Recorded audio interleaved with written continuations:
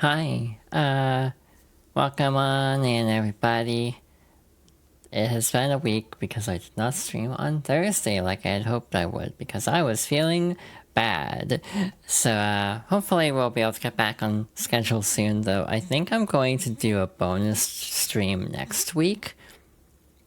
When you hear what it is, it's going to be very unsurprising. But yeah, that'll probably be Tuesday or Wednesday next week. Either the 27th or the 28th. Again, based on the timing, you can probably guess what it's going to be. But either way, hello, welcome on in. Hope everyone is doing okay. We're gonna get started, like, right now, actually. Sorry, Xenoblade 2. As much as I love that song, it is 4 minutes long. So we're gonna hop over here. Really quickly, I'm gonna quickly boop this. Just make sure it's like synced up relatively well. Hello, welcome on in. Still rocking the design I debuted last week. Hi Chibi, welcome on in. Am I at a good angle? I think I'm at a good angle, right? Yeah. Alright. My desk setup is not ideal, partly because if I want to look at my TV, I can swivel my chair, but the problem is I'm going to hit my leg against the table. So trying to actually turn is not the easiest thing in the world to do. So ideally I'd love a mic stand that jutted out a bit so I didn't so it'd be a little bit closer to my face and I can actually back my chair up so I can actually just, swivel it. Without ramming my knee into my desk every time. But anyway, let us continue. Okie dokie, so last stream we got to the Chocohawk Woods. We really didn't explore it all, so that's what today's goal is going to be. So I did some checking, and it looked to me like we are about at the... We're just shy of 2/3, basically. Like, the end of this section would be about the 1/3 point, is what I mean to say.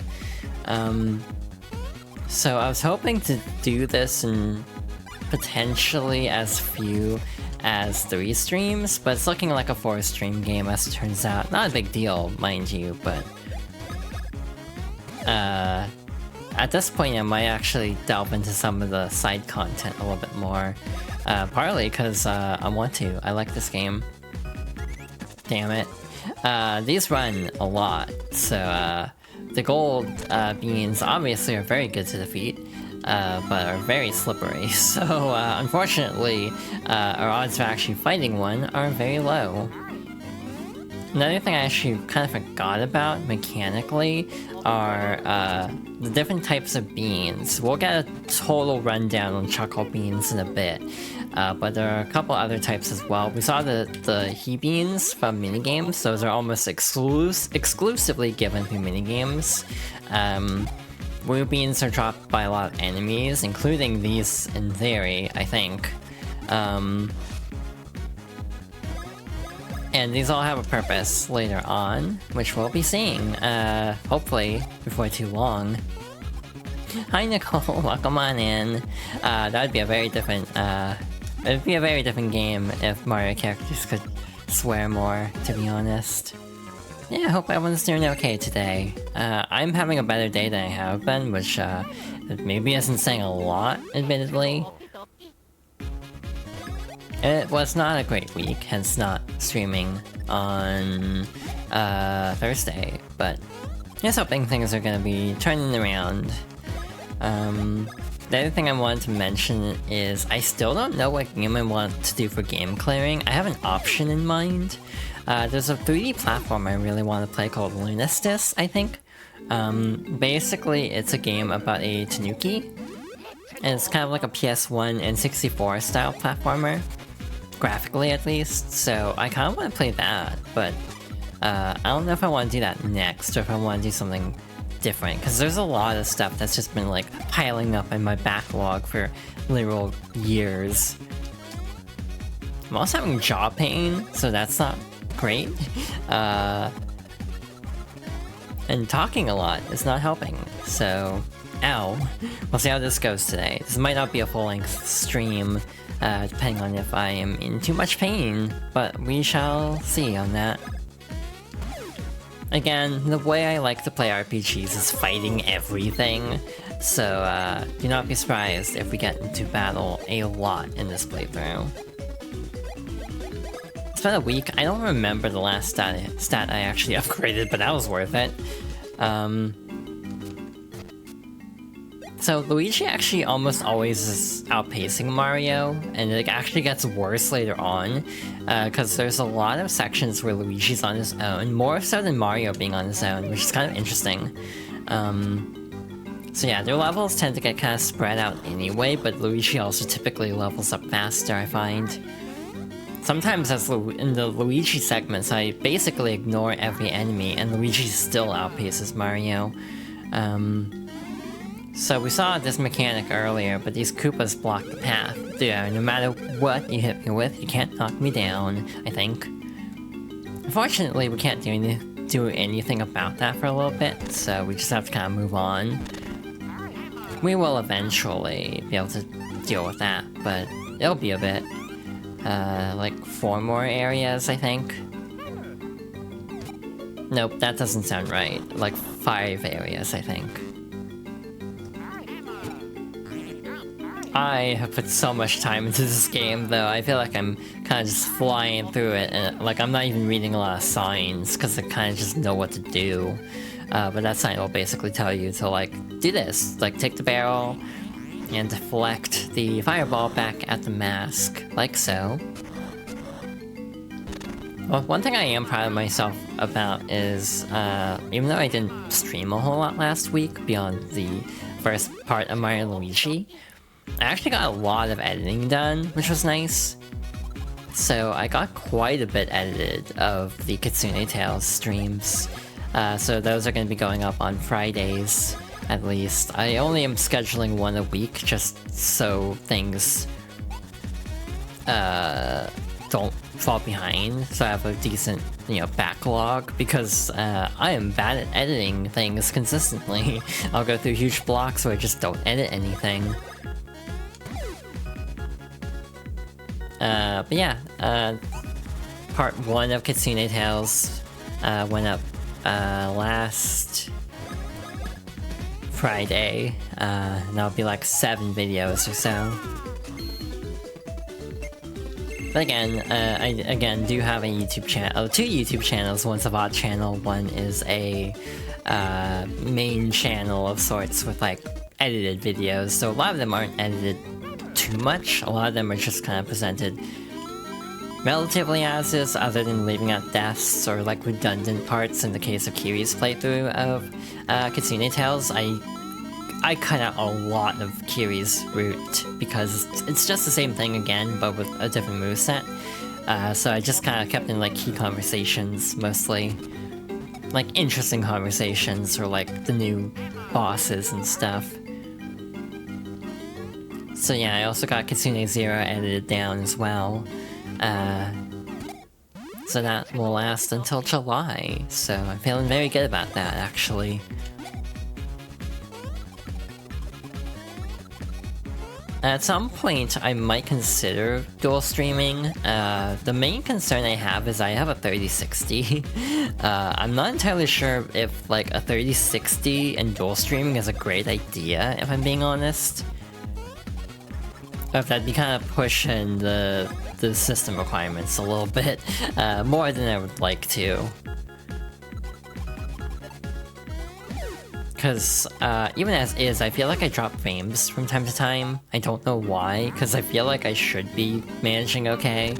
But I do drop frames from time to time, and trying to multi-stream I think would just make it even worse, so I do hesitate for that reason. Also, I'm being silly. We should actually use our bros attacks, because we need to start leveling these up, actually. Truth be told, though, I don't really like the advanced versions of most bros attacks. Most of them are just kind of okay. Some are really good, others are just kind of mid. I'll probably run. Nope, he's gonna attack. Okay, ouch. There's one move that's actually kind of necessary to get certain missable items, actually. But yeah, that drops a rare badge for us. The Spike badge, which is very good, actually, if memory serves. Lowers power a bit. No, wait, that's the wrong one. It lets you jump on Spike enemies, and actually lets you deal double damage to Spike enemies. An upgraded version is dropped by a boss later on, but we'll get to that later, obviously. Maybe today, actually, if all goes well. Alright, so that's for later. So, yeah, you do have these little maps. This is a region map. It shows your current location and the location of save albums. If you lose track of where you are, just check your map. So yeah, these areas aren't that big, to be honest. Again, I guess this sort of counts as a dungeon. Poems of Love Volume 2 by Bubble's original owner, Chateau de Chucklehuck. Top Barrel Man, I spy new lands and visions. Green Bee Barrel Man. L picks the barrel icon, B climbs up on top. So again, I didn't read the first one. For some reason, I just passed right by it. Yeah, basically just a tutorial, nothing too fancy. But yeah, the advanced system is really neat. Being able to like level up Rose moves by like using them a bunch, it's a good incentive to use them a lot. But again, I actually find a lot of the advanced versions very unwieldy. I am not on my A game with dodging today. I am taking a lot of damage, but hey, guess how many mushrooms we have? We have 51. I think we're okay. Yeah, I think we're gonna be fine, even if I kind of botch a lot of action commands today. So yeah, in general, I definitely think this is one of my most played RPGs, partly because it's not that long. So a lot of this is just kind of burned into my memory. The only issues I am probably going to run into are hidden blocks, which I'm not going to go for all the hidden blocks in this playthrough. The 3DS version adds a tracker, basically, for hidden blocks, and also beans as well, like the dig spots. But this version doesn't track that, so given my memory is already pretty bad, I'm not gonna, like, try to keep track of everything. I do like the little hoo-hoo-hoo Mario does whenever jumping on the barrel. Alright, we already got to this section. We have this character up here. I am Chuckleroot, protector of woods. Ahead is Great Tree, Mother Chocola. Or Chocolola, actually. I've been reading that wrong my whole life. Only some may pass, some who find all three kinds of Chocola fruit. White Chocola fruit. Red Chocola fruit. Purple Chocola fruit. Find 3 types of Chocola fruit here, then it let you pass. Why can he do that? He's very talented. It's like being able to like shift parts of his entire face. It's like, that feels like it would hurt, actually. A lot of things in this game was like, yeah, probably best not to question too deeply, because that's kinda messed up, actually. Volume 3 by Bubble's original owner, Chateau de Chucklehuck. When 2 are distant, pressing start, but once will do. Souls will reunite. So basically telling you, hey, switch.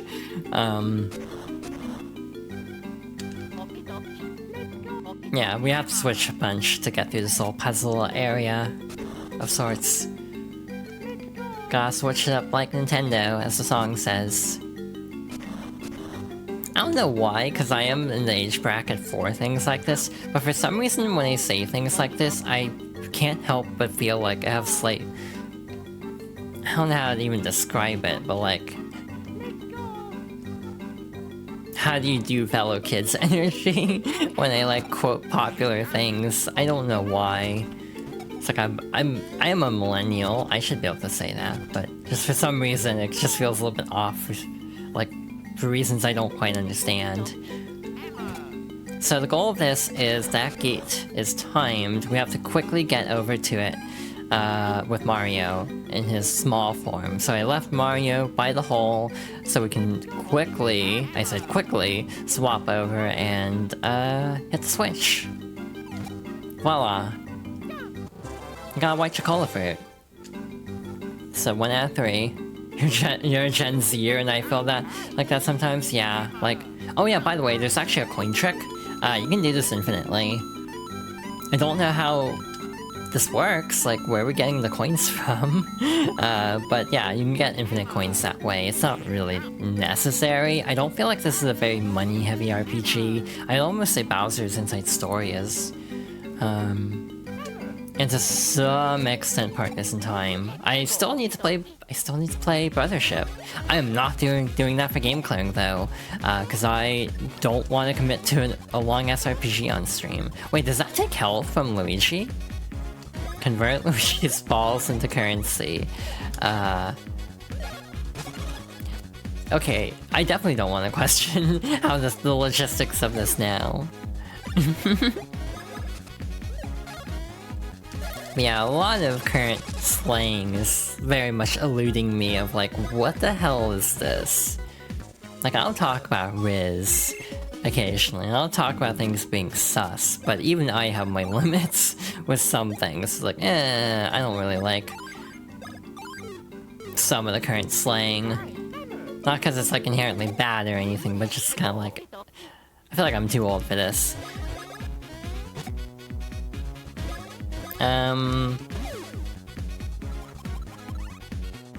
Okay, so we have these little, like, shy guys. I think these are first in, Yoshi's Island? I also was, like, realizing I could have done Yoshi's Island for Fox Girls Favorites, and this actually raises the question of why didn't I?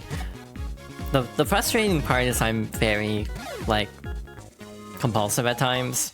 So, unfortunately, because I already missed out on chronologically when I would have grown up with Yoshi's Island, I have a slight aversion to going back in time to tackle Yoshi's Island, and this is completely just me being picky about things like this, and this doesn't matter whatsoever, and I should just be able to play the game I want to play whenever, but again, I'm trying to set up a chronology, and so, like, oops, I forgot a game, and going back to it just feels a little bit awkward. But again, I know I'm putting way too much thought into this.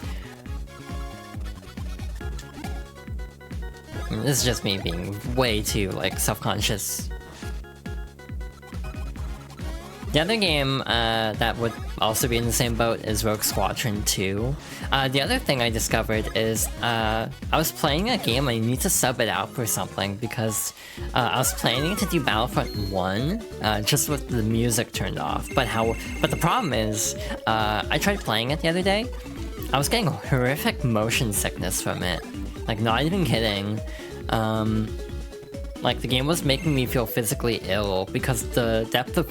not the depth of field, the field of view is very shallow, and the camera is very close up to the character compared to Battlefront 2.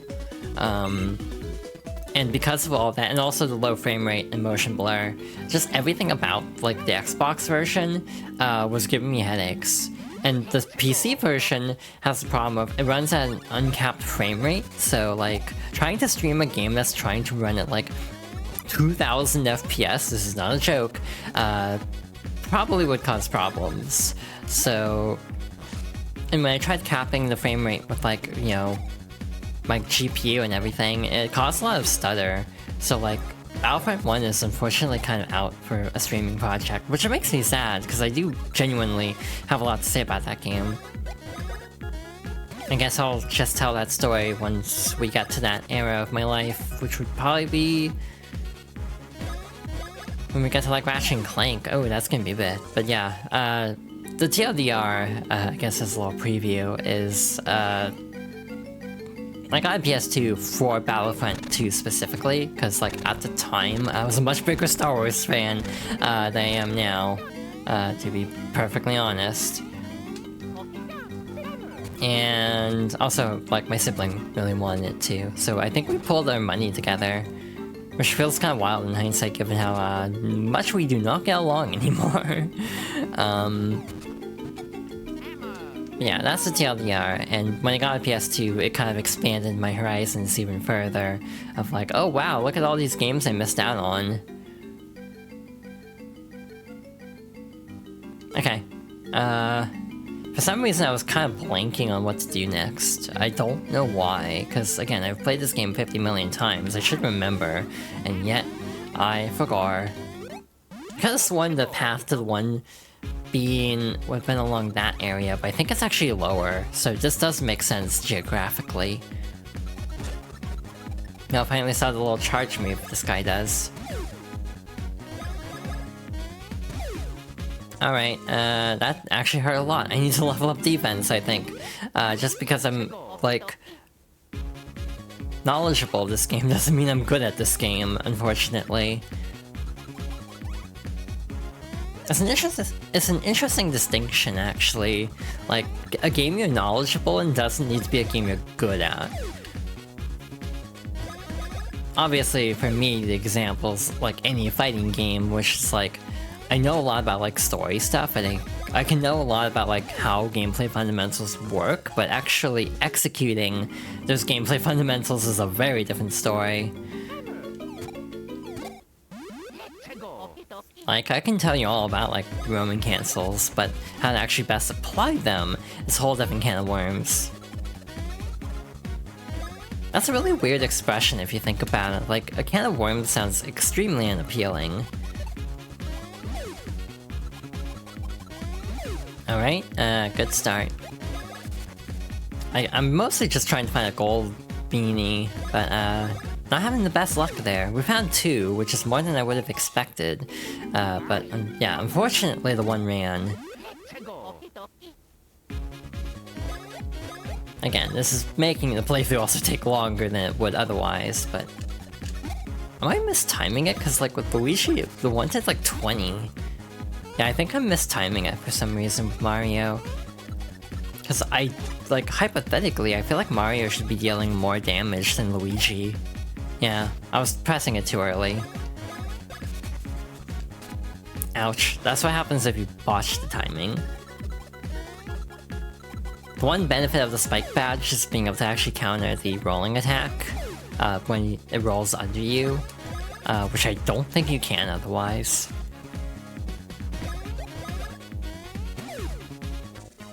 I'm sure I talked about this last time, but the music of Mario & Luigi is done by Yoko Shimomura, who is kind of my go-to answer for like, who is my favorite video game composer? So I really like the soundtrack of Mario & Luigi. She's also done Kingdom Hearts, most notably, I would say, but also did like Mario RPG. And also Street Fighter 2 is like the really anomalous one of like, a lot of people don't remember that. But again, I feel like we talked about this last time, and I'm just being a little forgetful, as I often am. I don't know which path I want to do first. I am the granddaughter of the great Chuckle Root. This is my room, and may I say, how dare you enter a woman's room uninvited? Well, since you're here, I'll share my secret with you. Have you noticed the spots in the ground that look like this? These are spots where beans lie buried in the ground. If the green one digs beneath the earth, the beans will pop out of the spot on the ground. There are a total of 5 beans hidden here. Find all 5 and I will open the door up ahead. So yeah, this is our tutorial of finding Chuckle Beans if you hadn't been digging for them already, because I've already played the game a lot, so I already knew what to do here. Piece of cake. You found all 5. You have done very well. If you find marks like these on the ground, dig immediately.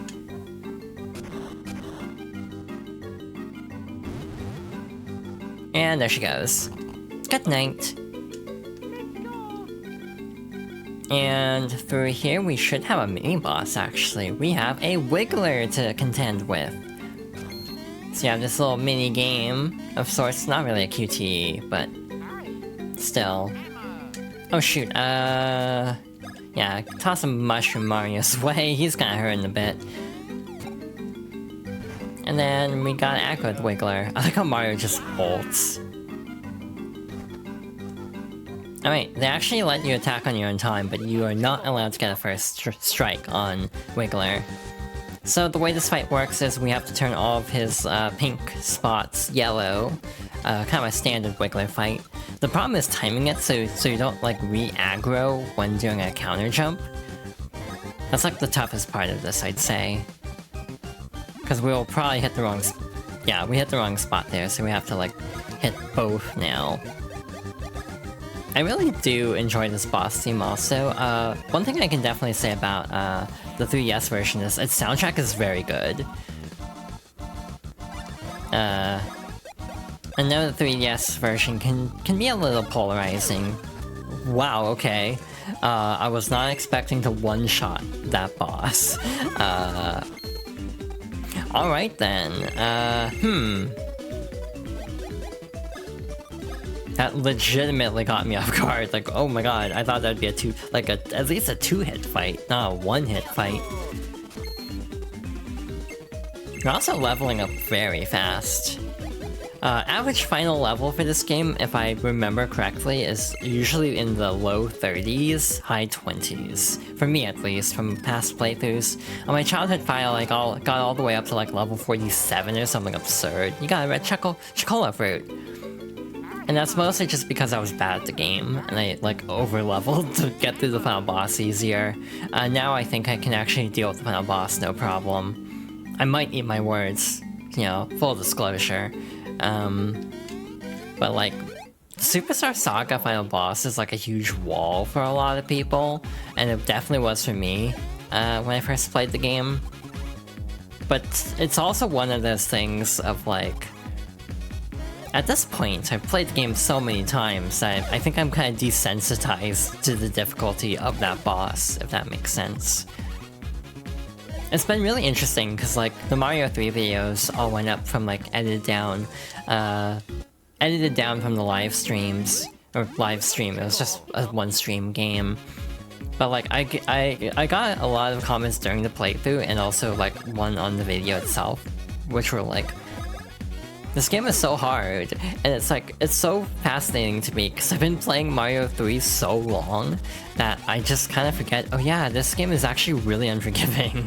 Like, I almost just don't run into problems with the game that, like, someone starting out definitely will. So again, I almost feel like I have a big nostalgia bias for Mario 3. So this is the Purple Chocola Cave. Guess what we'll find here? Clearly we're gonna find like $1 million or something. And the other thing that's really tricky in this game is hidden blocks. I did look up a guide of hidden blocks. Guess who forgot to open it up again? So yeah, I don't think there are any in this cave though. But just like, there's a specific type of bean that's only in hidden blocks. So that's something else to keep in mind as well, of if you want to get all the bean types for reasons, you need to basically look for hidden blocks. Again, the 3DS version stat tracks everything a lot more, this version does not, and as a result is frustrating to get all of the items. Alright, just gotta spin all the way over to the other side, and we should be good to go. All 3 collected. You got a purple chocola fruit. And then we have a little path back. You really don't have to go this way. I think this is actually slower than just going back through the cave. Potentially. Actually, no. This is fewer screens. Alright, all 3 collected. You found all 3 chocola fruit types. I am amazed. Very well. You pass. Very well. Go. Alright, it's not that simple though. Yes, oh yes, the path is open. We were stuck and couldn't get past here, see? Hiding here and waiting for a couple of schmoes was brilliant. Alright, rookie, let's not waste any more time. We're golden, see? And the Choco Root has just gone to sleep, so his job as a guardian is not entirely being fulfilled as much as I would like. This is an area that I'm pretty sure has a bunch of hidden blocks. How if I remember the exact locations of them. But the Hu Bean is like the rarest type. And I don't remember where all these are, but again, I should have a guide up somewhere here. I'll jump around a bit on my own to see if I can find them.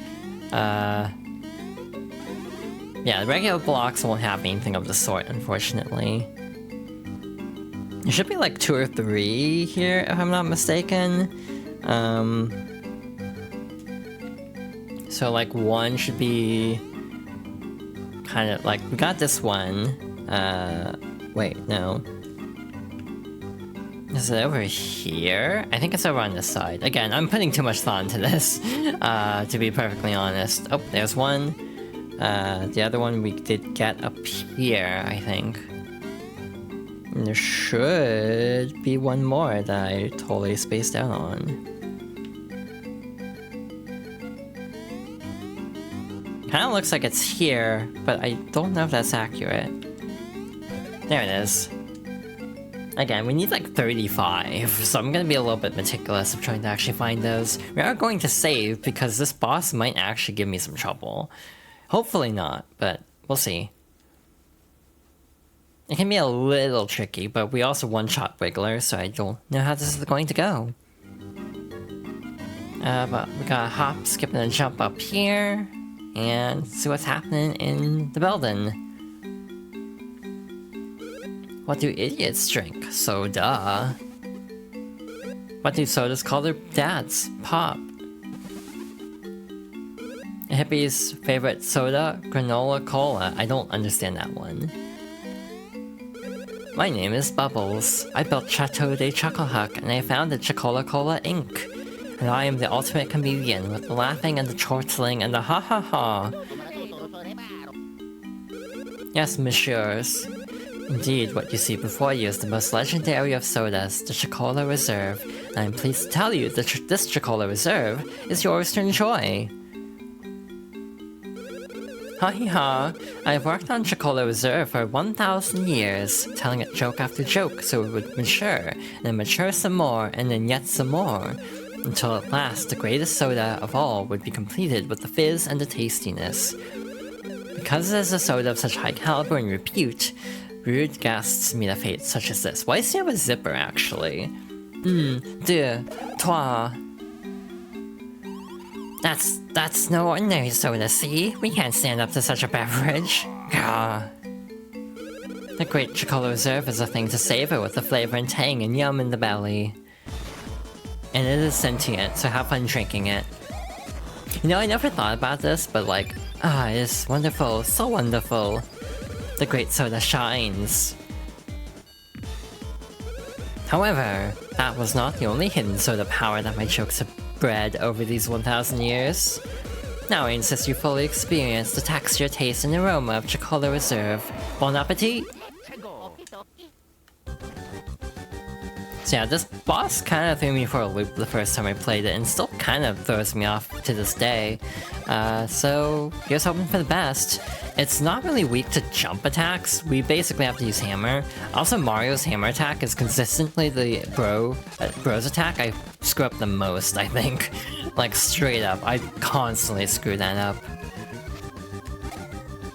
So the other gimmick beyond these 2 attacks is Bubbles will sometimes tell jokes to it in order to actually heal it. So this is a boss with some level of like a revive mechanic, though it's not overly scary. Again, I don't have health totals memorized for this game, unfortunately. I do for like Paper Mario, though those have smaller numbers to begin with. But this game has more like standard RPG numbers, I'd say, for like health numbers, like a few hundred instead of like 20. Like we're doing 50 damage instead of like, you know, the 2 or 3 we'd be doing in Paper Mario. So it's a very different energy. I want to say this boss has like 200 or 300 health. So we're probably getting relatively close, case in point. And we're done! Wow, okay. I mean, I almost died, but beyond that, that was a very smooth fight. I was thinking about leveling up a stat, and I already forgot which one I was contemplating. Health, actually. We're getting bodied quite a bit, actually. Yeah, that didn't take very long at all. I was thinking that would take longer if I had known. I might have actually just tacked that onto the previous stream. But yeah, we are now officially like a third of the way through the game. This is not a long RPG. No, but the jokes, the puns, the humor I've saved up over the last 1,000 years. Au revoir. He just kinda eats everybody, which doesn't even make sense. Like, why would he also throw the barrel down into this cavern? So we actually have our first Luigi solo section, which is a little bit confusing because Luigi uses A by obvious default, but in battle we'll still use B. Same enemies as before. Because Luigi's by himself, and to avoid the bros getting really out of sync level-wise, I will probably elect to avoid combat here. I usually do, in all fairness. Again, Luigi often ends up slightly higher level anyway, so... Also, Luigi being the weaker of the two, attack power-wise, with our current stats, it's a little bit riskier actually trying to throw hands. I also don't know about DX which tracks like block sound, if this would throw something off if you miss these. I imagine they wouldn't count the ones that are totally missable, but you never know. Anyway, Mario is inside the barrel, so what we're gonna do is just roll it back to the kingdom. This is very silly, but also giving Mario RPG vibes with the barrel river. And conveniently, this takes us straight to the castle. Well, look at this, a very Mario-esque fellow, and some other guy.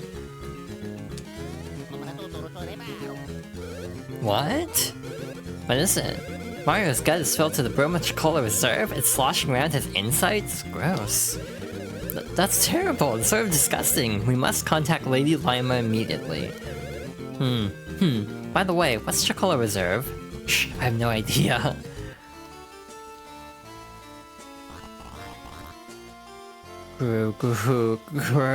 That's an interesting onomatopoeia.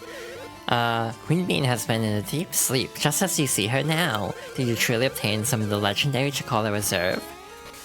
I don't like this, to be honest. I've never appreciated the concept of that. And there's the worm. There's the belly black worm. And there it goes. I'm surprised I'm almost surprised it doesn't come back at any point in the story, which I guess spoiler. Ooh, oh, success! A truly repugnant yet truly tremendous success! Queen Bean has returned! Ah, that's the hardest I've laughed in a long time. Well done, Lady Lima. Now, Your Highness, it is not I, but rather the Mario Bros whom you must thank. Sir Cacoletta has stolen Princess Peach's voice and the Bean Star. It was my fault. Nonsense. Why would Cacoletta steal the Bean Star and Princess Peach's voice in the first place? The Bean Star is the protector of this land, and it has the power to grant any and all desires. To prevent such power from being used for evil, the Bean Star was cast into a deep sleep. It is said that a voice of great beauty is required to wake the Beanstar from its slumber. It must be the voice of a pure, noble soul. In this day and age, Princess Peach is the only one who possesses such a voice. So the reason Cacoletta stole Princess Peach's voice, aha, she must plan to awaken the Beanstar and fulfill all of her desires. There's no mistaking her one true desire, to rule the world. Fear not, I foresaw this desire of hers long ago. We are prepared. Card for card, we have a better hand than she. Your Highness, Prince Peasley has arrived. Perfect timing. Master Mario, Master Luigi, head out to meet Prince Peasley. Just casually shaking the entire room. Before we do that, though, there's a secret over here. It's a hidden room with a ton of Who Beans, so I definitely want to make a detour for this before I forget. I love the designs in this game. Again, a lot of the... Oh wait, we have to go through the other side. Okay. Like, a lot of the designs in this game are just very scrunkly, and I really appreciate it. Looks like everything in town is back to normal. So they basically rebuilt the town while we were doing all that. At least that's the implication. So yeah, we can actually go back to the sewers as well if we need to. We're lucky there was no major structural damage to the castle. Indeed, that is very fortunate and very convenient. It would be great if no one attacked the town or castle anymore. Yeah, that'd be nice, monkey's paw curls.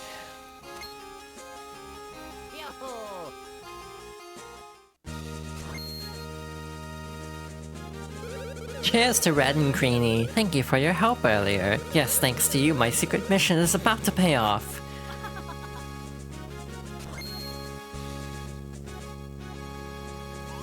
Prince Peasley, excellent work on your mission. Have you learned the whereabouts of Cacletta? Thanks to you, absolutely. Southeast of this castle is Woohoo University, a local research institution. Cacletta and her underlings have just snuck in there, into Woohoo University.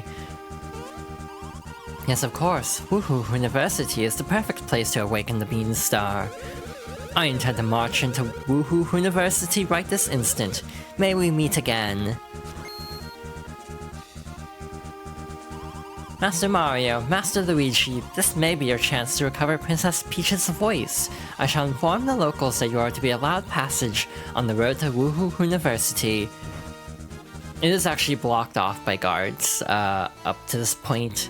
Sort of an organic roadblock. I love organic roadblocks in RPGs when they come up with like a diegetic reason to not be able to like go through an area. That's like my favorite thing in an RPG. Yes, that is very nerdy, but I love diegetic storytelling. Hi AC, thank you for that pats, as always. Off to the University, which is a very interesting area. A lot of areas of this game are pretty dark, actually. It's a very interesting RPG. Mario RPGs in general tend to be kinda effed up at times, to be fair. This is definitely no exception to the rule. Mario and Luigi get school. Mario and Luigi go to college and make you proud.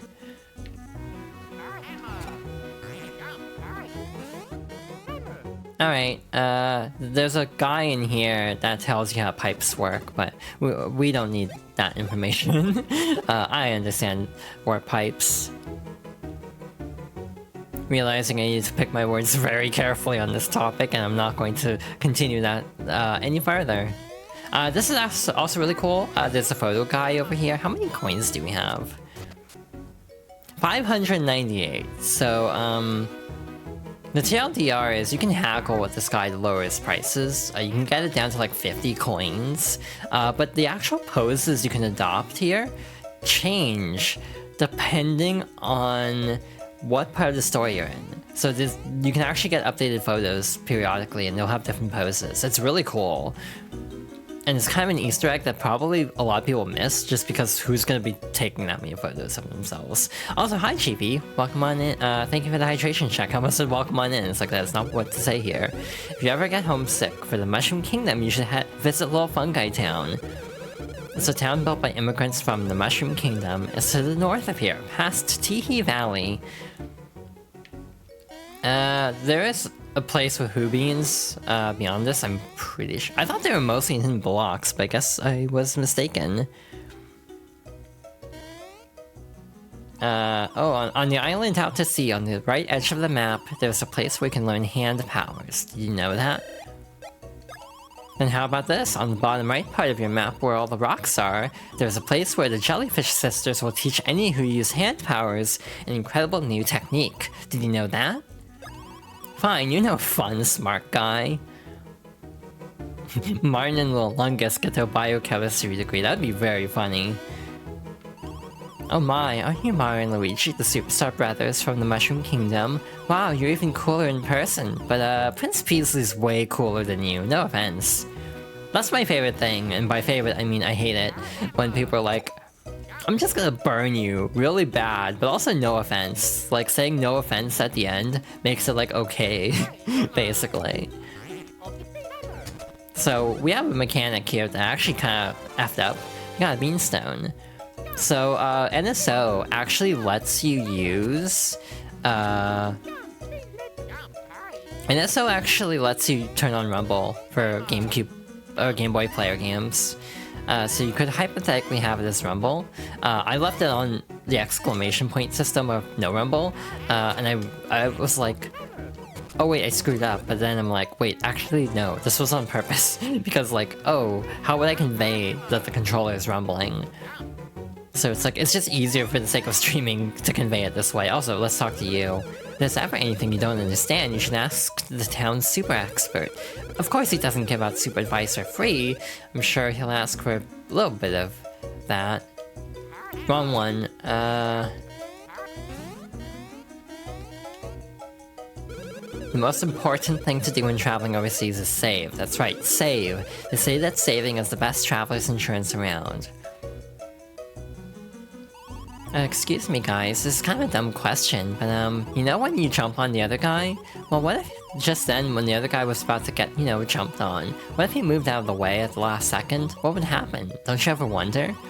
Not that I need an answer, I wouldn't spend too much time thinking about it or anything.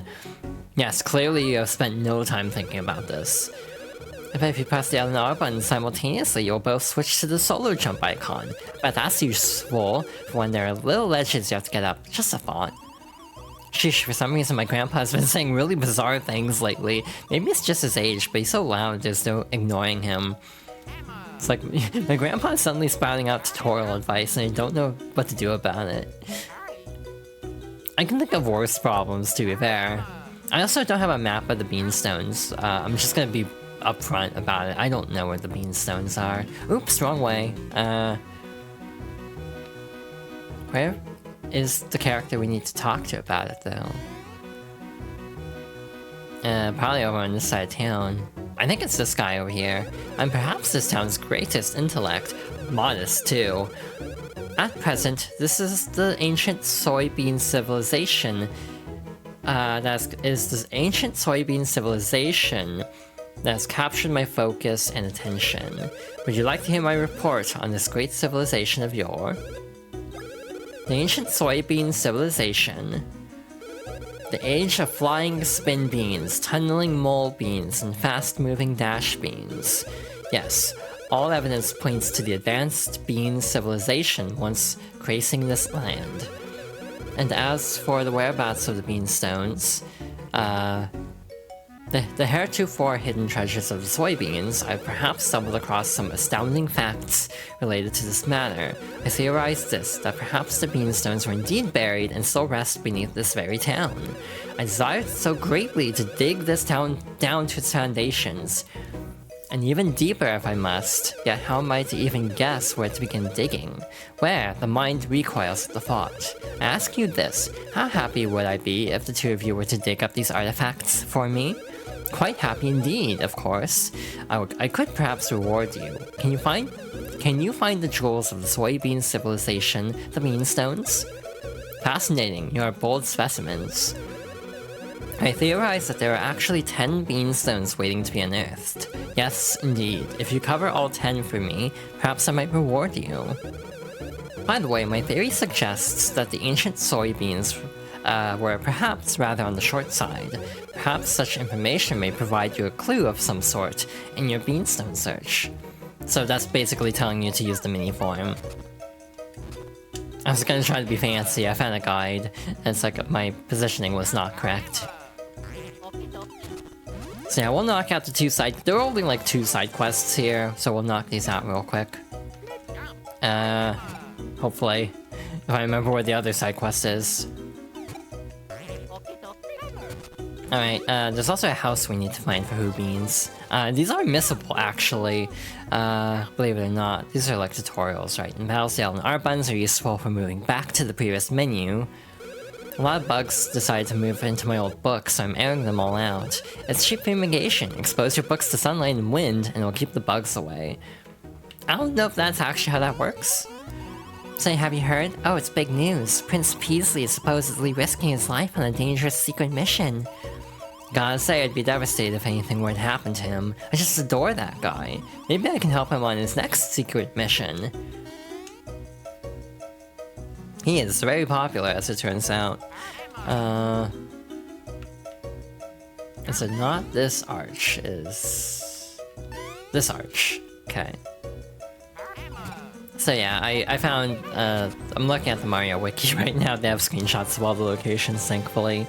So I don't need to, like, fumble around too much looking for them all. But again, if I want to be really fancy, we can just try to get it without doing the dowsing for it first. But, that's a tall ask. This goes so much faster when you have a guide. It's, like, kind of ridiculous, actually. A little bit farther over. Or... there it is.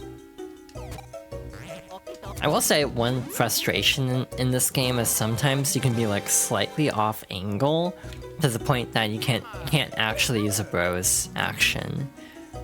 It's a very subtle thing most of the time, but it can be a little frustrating. Also, we need to find the other NPC over here.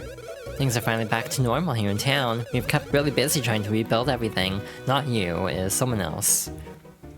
Also, the shops are open. Yes, as long as you wear clothes from this shop, you'll be known as a sharp-dressed man among men. There's a couple of problems with that statement, but I'm not gonna elaborate. As you can see, this is a fashion house frequented by celebrities of all kind, classy all the way, but offer prices you'd never expect from a high-class boutique. So, what do you want to do?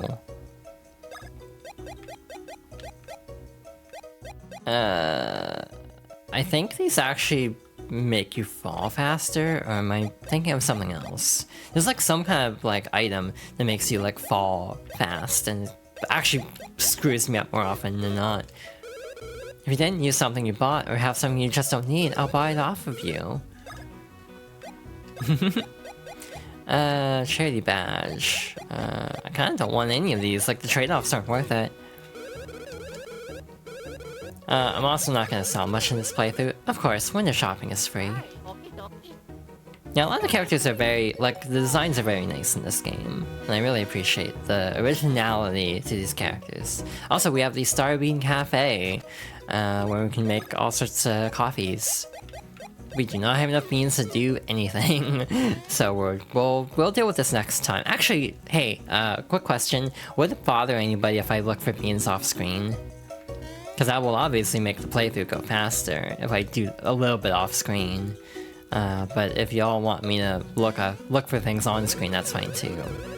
Yo, bros, you two traveling dudes, I'm like hurting over here in a big way, bros. Can't you help being out? Seriously, bros, my little pet beanlets up and took off on me, poor little dudelets. If you can catch all 5 of them for me, I'll totally make it worth your while. It'll be like, score! Beanlets are all tiny and green and stuff, plus they're all round, you can't miss them, seriously. The thing is, they ain't, you know, super motivated, so no way those little dudes would have left town. Come on, bros, I know you guys can take care of business. Get your super on! Doing like a dude bro voice is actually surprisingly difficult, as it turns out. I feel like I'm missing a beanstone already because of the weird order I'm going in. Like I already I'm losing track of which ones I've gotten and which ones I haven't gotten yet. Which is also a testament to my memory. That should be 7 or 8, I think. Wow, okay, this is stupid. 1, 2, 3, 4, 5, 6... That's 8, I think. Again, they don't stack, which is like not my favorite thing in the world. Like that's kind of bad to not have any stacking for those. Oh hey, a beanlet. You got a beanlet. Also, thank you for the stretch break. We're almost at ad break anyway, so we'll take care of that then. But real quick, we'll look for the final 2 beanstones and trade in all these in a bit. There's this one, and then it should be this corner, it looks like. Yep, There it is. Voila! It might be all of them. We'll talk to the guy. We got time. Also being lit on the roof. Oh! You have found all 10 of the soybean sparkling beanstones. With this evidence, I can at last announce my hypothesis. Perhaps I should reward you for your endeavors. I believe that you will accept this reward I promised you. The Bros Rock. Don't even remember if this is a good item or not. It is a very good item, okay. Next time we upgrade anything in badges, we will have a big BP drop though. That's the one downside of this, but it's like kind of inevitable. Alright, so we'll look for the beanlets and then make our way to Woohoo University before too long. But I will take a short break. Hi, the ad break just finished. This was a long-ass song, though. It's 5.5 minutes. So, we're just gonna pause it, and move on. As much as I love One Dawn.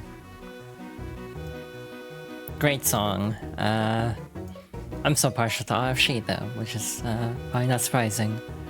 In terms of, like, Dizzy's themes.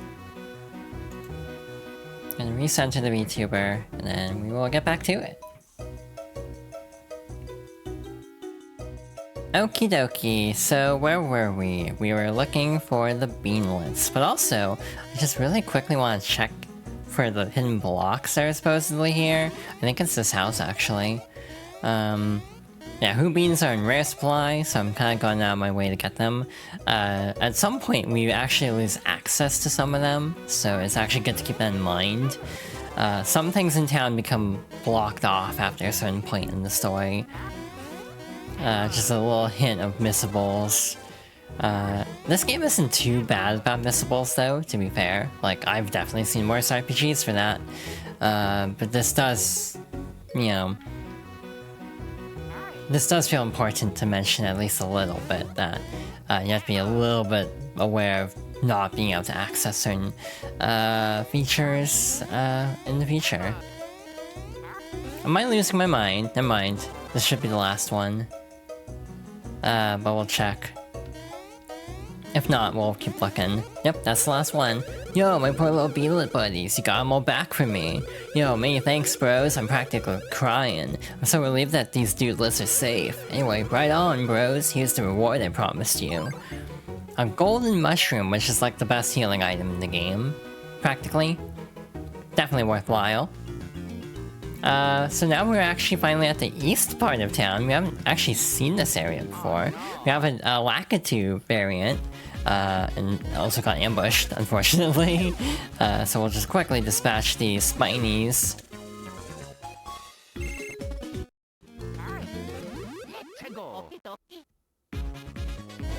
So it's the Lakipi.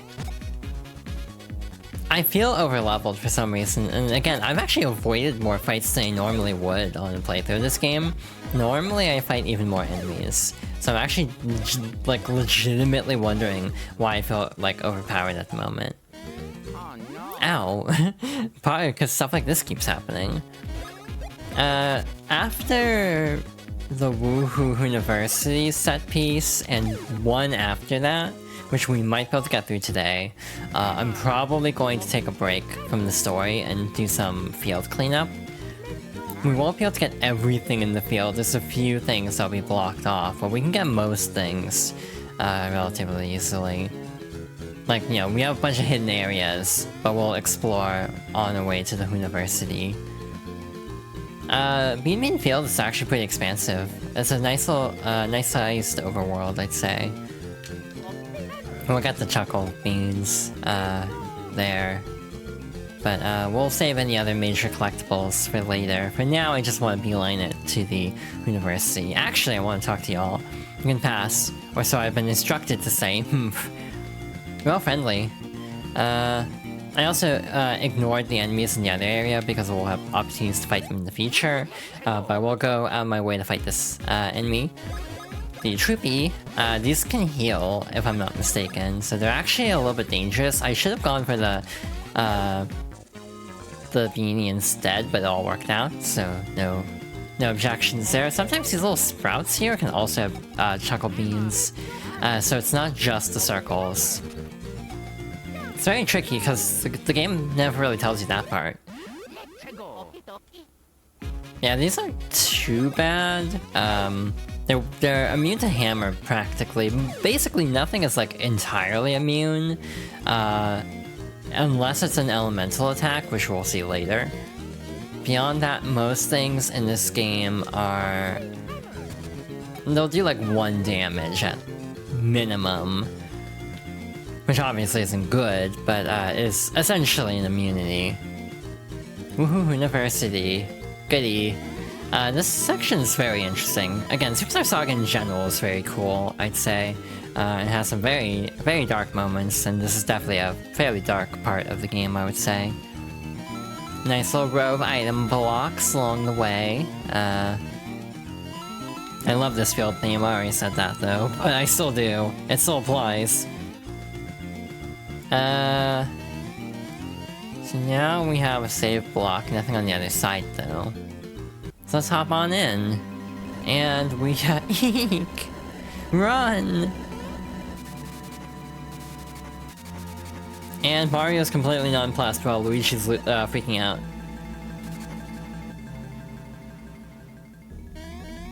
Well, that's ominous, that everyone is fleeing all at once. Totally nothing could be going wrong.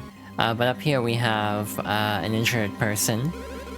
Calculetta and her crew snuck into the university. They transformed all the university's professors into monsters. Ugh. That's kind of horrifying, actually. It's like, for Mario standards, this is like kind of body horror-ish in a way that's like kind of... I don't want to say that's like neat or anything, that almost feels too excited. But again, I do like when Mario games tap into like darker themes, occasionally. Oh, hello. Is it just the 1 block? I'm gonna double check real quick. Yeah, it looks like it's just the 1. It looks like the next one is like way later, so we don't have to worry about that for now. There was a puzzle I never remember the solution to, so I'm gonna load that up real quick so we can get through it a little bit faster. But overall this area isn't too bad. If we check the map up here, it's pretty big, but also kind of linear. A lot of it's also past an area we can't get to yet, which basically our ultimate goal for this area is to get past a door in this room, but to get there we have to redirect all the lights to shine on this like symbol. It should spin that symbol to line it up. That's the last step in the puzzle. Yeah, some Who Beans are out in the open. I kind of forgot that detail actually. I thought most of them were hidden blocks, but even then, they're still the rarest bean. There's a way to get infinite numbers of them through a minigame, but it's a minigame I'm absolute garbage at, so I'd rather not rely on that. We have these like yo-yo enemies that are like only in this game, the Yo-Bros. They're actually pretty cool. And again, the designs in this game are often very rad, in my opinion. Weirdly enough, this is actually an area that threw me off big time in 3DS. For some reason, the attack timings felt really off to me in this area in particular. So I got kind of beat up in this section on 3DS specifically. But again, a lot of that just comes down to muscle memory. A big example of that, obviously, is Thousand Year Door Remake. I've already talked about this last stream, probably. The Thousand Year Door Remake is ostensibly easier in practice, or easier in theory, but in practice is actually harder, because I'm not used to the super guard timing in that game. It's fun though, actually. This might sound weird of like, oh wow, I struggled a lot with Thousand Year Door Remake, but I actually kind of enjoyed that, because I've played this game 50 million times. Obviously an exaggeration, but still. I've played Thousand Year Door probably straight through about 10 times in my life, which is a big deal when it's like a 30-hour RPG. However, it is actually kind of refreshing having challenge again with the remake, because we're just not being used to how certain things work. And again, that's kind of an artificial way to get challenge. It's just, oh, the attack timings are different in the remake.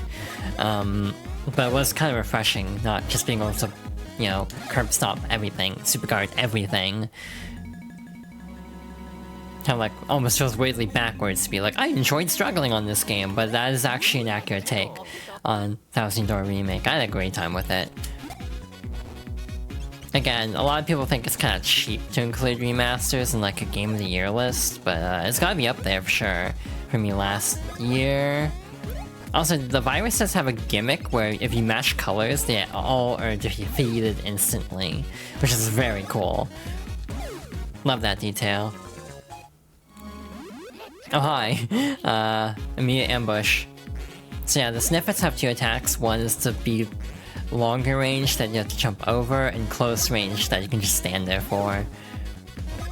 Kind of weird that there's risk in not having to do anything, but sometimes this game actually tries to psych you out with attacks. There should be, yeah, down here. Good old Chuckle Bean.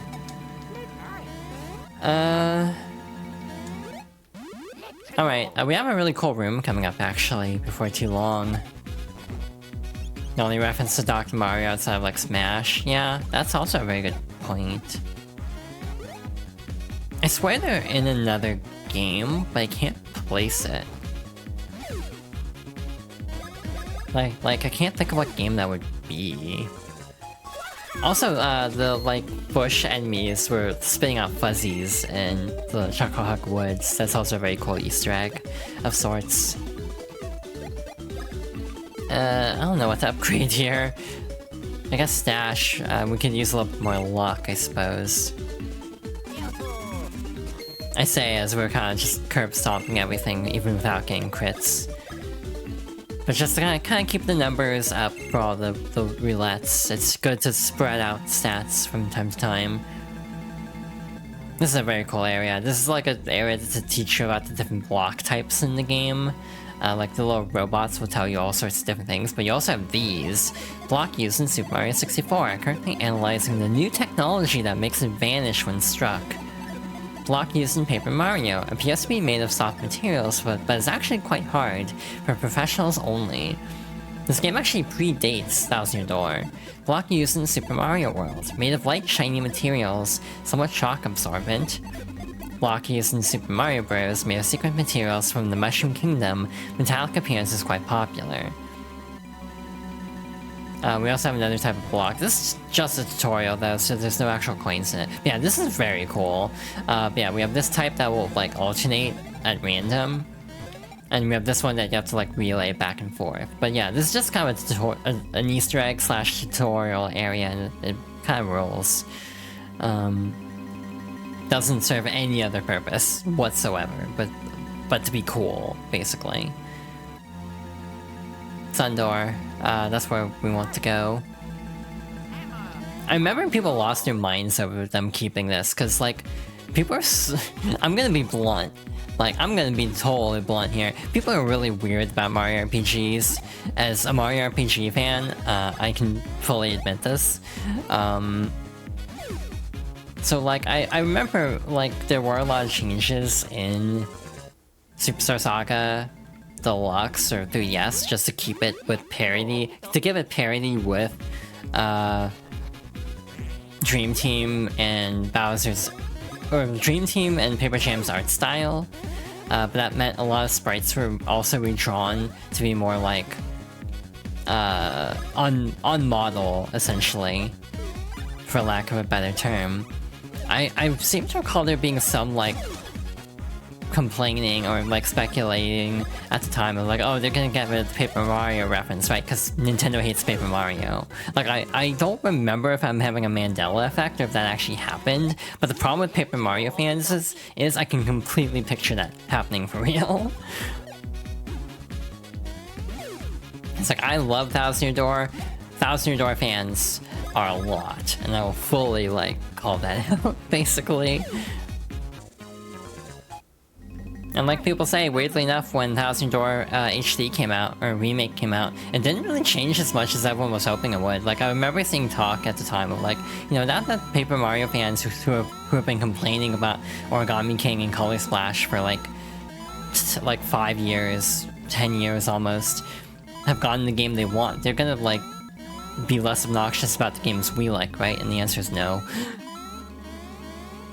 So, that was something I definitely noticed, is like, I almost feel like Paper Mario fans got more loud after, Thousand Year Door Remake, because now they're like, okay, so the next Paper Mario is gonna be like Thousand Year Door, right? I don't think it will be. I think it'll be like, more like Origami King, I have to guess.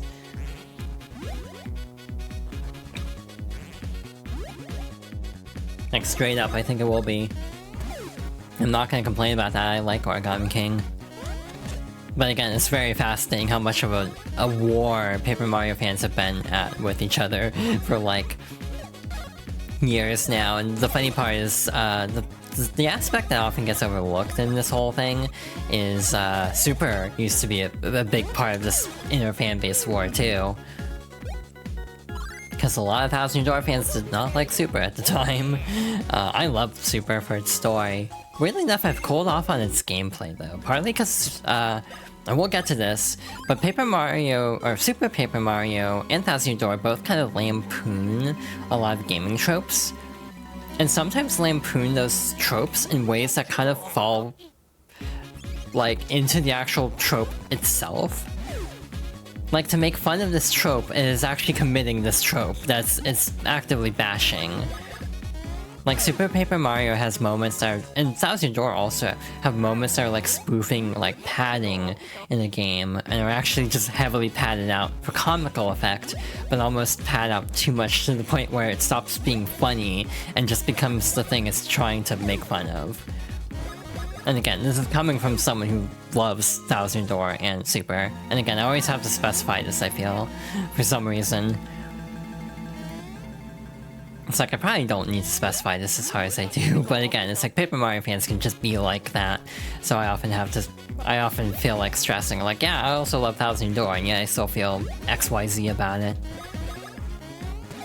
Anyway, that's my soapbox for the day. Sundoor release code.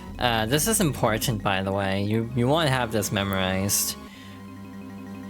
Or just be like me and like look up a guide and that has like both codes. The only problem is they give you like 2 codes. I forget which code we actually need. So that'll be interesting in a moment. This game isn't very puzzle heavy, I'll fully admit. I kind of feel like a lot of RPGs do have puzzle aspects, but this one doesn't really. Speaking of which, I still really want to play Clair Obscura, Expedition 33 at some point. I have no clue when though, because physical copies are like completely out of stock everywhere. Because everyone underestimated how good that game was, so it sold out very quickly, as it turned out. I know a couple of major spoilers because the internet's gonna internet, but the game still looks very fun. The one concern I have about Clair Obscura is gore, which is a problem I have with a lot of games. I'm very inconsistent with what I find too gory, to be honest. Alright, so the problem I'm having is which code do we actually need? The game that taught me how to appreciate the French. This is a joke for the record. True. It is very cool. Like, people do say the game is like unabashedly French in terms of the culture of the world and the way that's actually really neat. I always kind of like that when games really embrace the culture of its, like, home country developer. The thing I don't like is fans of the game being really weird about JRPGs now, because they're like, oh look, the French made a better JRPG than the Japanese, and like, that tends to stray into like, oh, RPGs are like weird in anime and are bad, so this is why Clair Obscur is like the first good RPG. Like, this is an unironic take I've basically been seeing online lately. So that's the part of Clair Obscur that I'm not enjoying, is like the wild takes I've been seeing about like JRPGs that are just kind of overgeneralizing all of them. It's like, if you want an RPG where all the main characters are adults, those exist? This is a mistake. Never mind, this is not a mistake. I thought it was gonna roll back to the 1. So, hey, that worked out. Yeah, Luigi's power is like really dragging me behind, so... Yay. Cool. The interesting thing is with, Partners in Time onwards, the roulette like stops instantly, so it's actually easier to time in some ways. This feels harder to time in this game. Oops, that was a misinput. A very bad misinput too. I was trying to jump on this one. I'm explicitly not doing action commands also to get them to color change. Luigi needs that muscle milk. I feel like that's a reference I don't actually get. Alright, they also have different, like, speeds, so their turn order is actually based on color a little bit. Like, their stats are slightly different, I think. So we have a fun section coming up. Also, we have this little relay block. We'll see how well we can do at this while also talking about various things. It's like, you know, I got on this topic a lot, to the point where, Shantae, gotcha. I get on this topic a lot, but I love Xenoblade 2 as a game. It is extraordinarily anime and tropey, and definitely has things I don't like about it. But it feels like people use Xenoblade 2 to be like, all RPGs are weird, and uncomfortable, and bad. And it's like, really frustrating to me. Because it's like, Xenoblade 2 has a lot of good, genuine points, and people have to make it weird, basically. See, I can't talk about Xenoblade 2 while also doing this, like, this thing that requires precise timing. I'm not locked in. Persona is kind of the same way. I love a lot of Persona. I will not defend a lot of aspects of all the Persona games I've played. And yeah, and that's another argument I keep seeing people try to push, is something can be flawed and still interesting because it's flawed. Like, I was watching a video essay recently on, like, Ranma 1/2, and talking about how a lot of the quote-unquote representation of the show, which is a lot of headcanoning, to be honest, is kind of not great. Some of it is legitimately, like, problematic in some ways, but basically, like, yet people still often find good symbolism out of Ranma, even if the portrayals of, like, gender have aged poorly in some ways. But it's like, it doesn't discount that a lot of people do get something out of this show, and also, it almost makes it more interesting to talk about because there's actual things to dissect and discuss and disagree on, versus like, you know, something that everyone is just like universally praising. Jump using the A and B buttons and hit the blocks as they move to score points. Get 30 points in 25 seconds or less, and the door to the next area will open. It's like, I love Xenoblade 3. Again, I usually will give Xenoblade 3 as my favorite game. There's a lot less to talk about with Xenoblade 3, because it's a lot more straightforward. Basically, the only thing to actually debate about Xenoblade 3 is the ending, and the ambiguity of it. I love the ambiguity of it, but I also understand why people don't like the ambiguity of it. But again, not to go into too many details, because, you know, it's only a 2023 game. But to me, the story was actually solid enough that it didn't feel ambiguous to me for some reason. Like, it was seen as too ambiguous for some, and I totally respect that opinion. But I personally felt like it had, like, a good amount of ambiguity that, like, left me thinking, but also enough to have some level of closure. But again, that's a really weird balance, and it's not going to land the same way for everyone. So again, that just kind of goes into like, that's the one thing that we could debate out of Xenoblade 3, and it's something that you don't really see debated, because, oh yeah, this is about the ending of a 100-hour RPG. It's kind of hard to talk about that. Like, hash that out. Yeah, I love Xenoblade 3, I love Xenoblade 2, I like Torna, I like Future Redeemed. 1 is alright, which is, again, my hot take about Xenoblade is Xenoblade 1 is just pretty good, but not, like, blowing my mind or anything. It's like, it's alright, it's fun.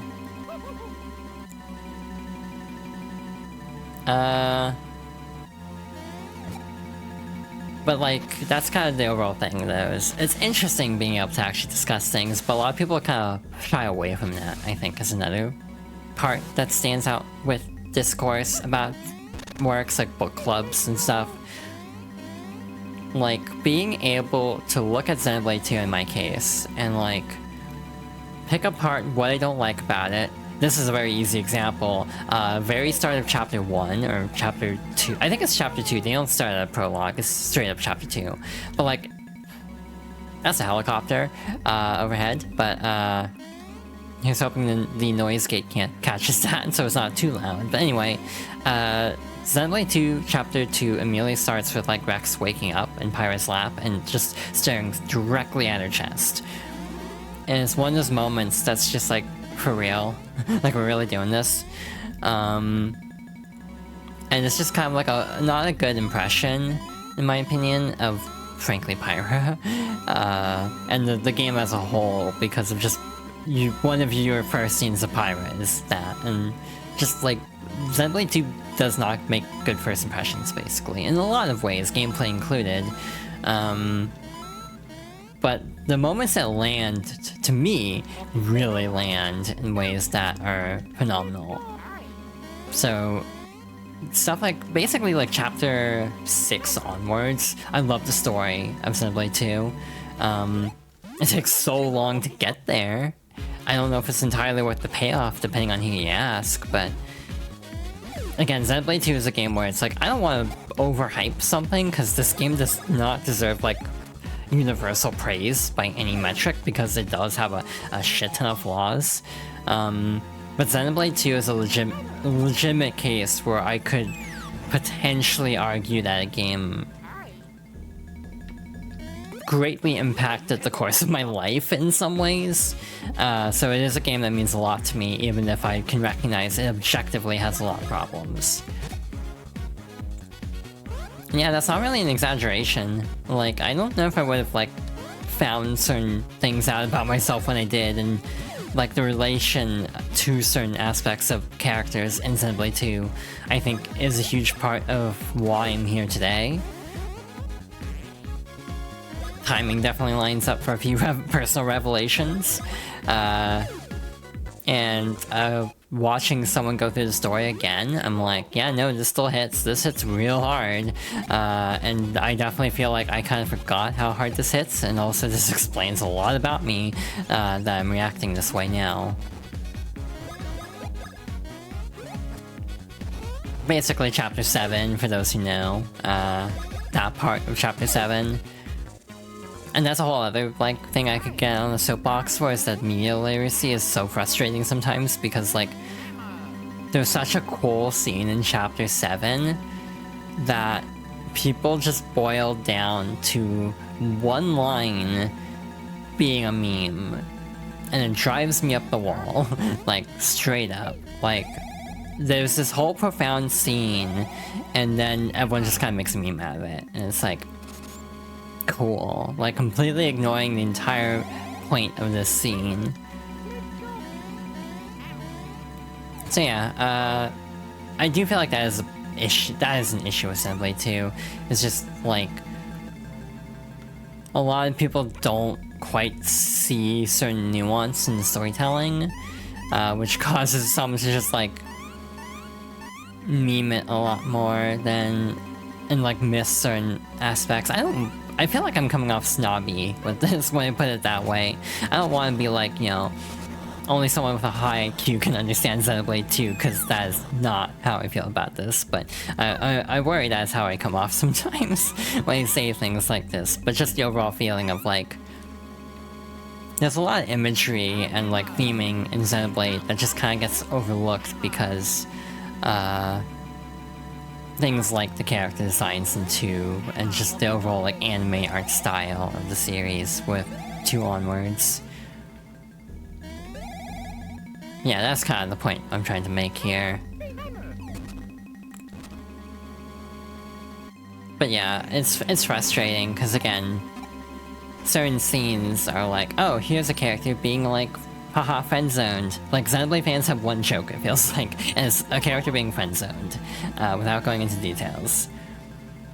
And like, it's really frustrating to me because like, there's a scene in 2 that's like, it's got this huge build-up to a moment, and it's not about the character being friend-zoned, and yet that's what the fanbase talks about with that scene.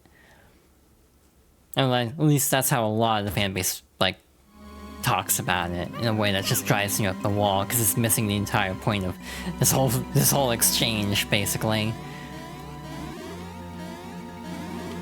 Anyway, fanbases are frustrating is the takeaway. This is not like a huge revelation, probably, but I do ultimately feel like when a fanbase gets big, it gets way more toxic, because just the percentage odds of more bad actors goes up the more people are invested in something. Because how dare Rex express gratitude? Yeah, basically. How dare.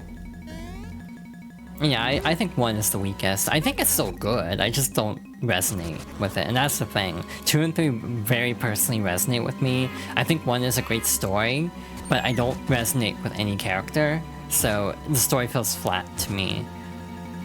With my grasp on storytelling, a lot of times it doesn't take like the best narrative ever or like some major plot twist or anything to solidify, oh, this is my favorite story. It can just take like one really good character, like one really good moment to be like, yeah, no, this is great. So like, and that's frankly gotten me called easy to please in the past, for how like easygoing I am with some things. As much as you've turned into a walking build for Iconoclast, you're glad the fan base isn't bigger. Yeah, I 100% feel that way about like Professor Layton, for example, where it's like, I wish more people would play this, but also I'm kind of glad that I don't have to like deal with, you know, head-up-ass opinions about Professor Layton constantly that are being shoved at me through YouTube algorithms on the subject of Iconoclasts.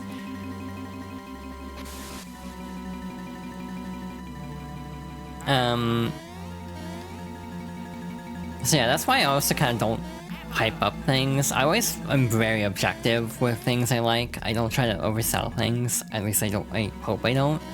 But a lot of times I try to be very like, I really love this, but you gotta be committed. And like Xenoblade 2 is a great example of that. Like, you gotta commit to this game, because there is some bullshit in this, and you have to be ready to deal with it.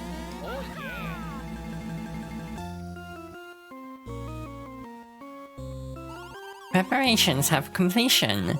Oh, great Kakaleta, unleash the voice of Princess Peach on the Beanstalk when you are wanting to. The moment when all the world will bow down to me has come at last. Well, I guess we don't have any time to waste. Gotta pick up the pace here. Luckily it's only in the next room. What is our health looking like? Screw it, we'll toss the syrup at Mario, because he's kinda low on BP. How many Who Beans do we actually have? It feels like we have a ton. 23? We need like 12 more? Actually, wait a minute. Yeah, we're actually kind of sitting pretty here, but again, I might get all the coffee made in one go, just so I can remember which ones there are, which ones we're missing, because you have to make one of each, basically. I say basically a lot, I'm realizing. Peach Spots, speak!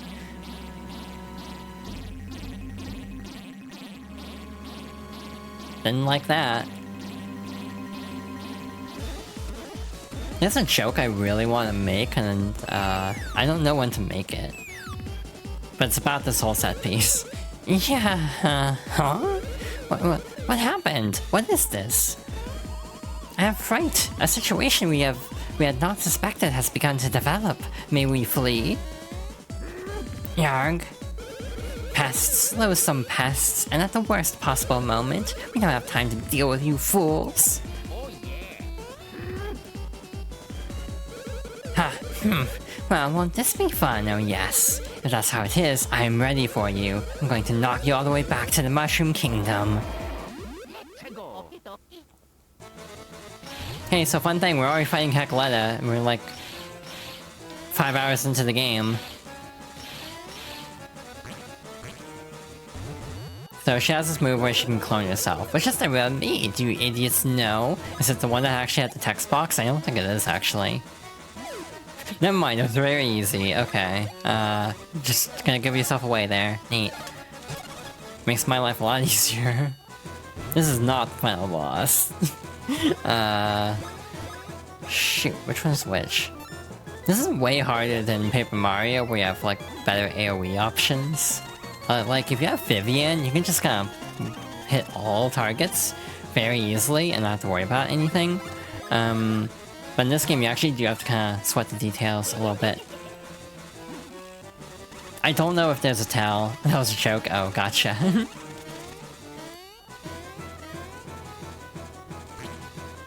God damn it. Yeah, we have, like, no AoE options. Like, is there a towel? I never knew, like, figured out if there's a towel or not. Which is probably not a good thing on my part to just never try to figure that out after, like, 20 years. So she'll raise her arms to indicate who's gonna be struck first. Guess who's very bad at countering it, though. Here we go. Eventually, she'll swap back to her, like, scary form full-time for the final phase of the fight. Tenacious little boys, aren't you? I'm too busy for such games. Time for this to end. By the way, if you fall down one of these holes, you end up getting a weight attached to you that makes jumping harder. So, like, attack timings and defense timings are, like, really screwed up. If I'm not mistaken. But yeah, this means we're actually getting close to the end of the fight. Okay, that was easy. And rip you, I guess. I really don't need to fight as many enemies as I have. I'm flying through this game. Now, let's go speed. It feels like it's been a bit.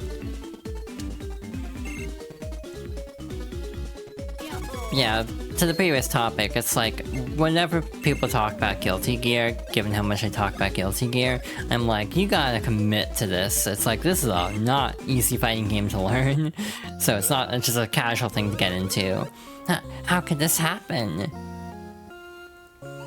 Hecletta, do not have worries. Watch, I'm sucking up your energy with this headgear.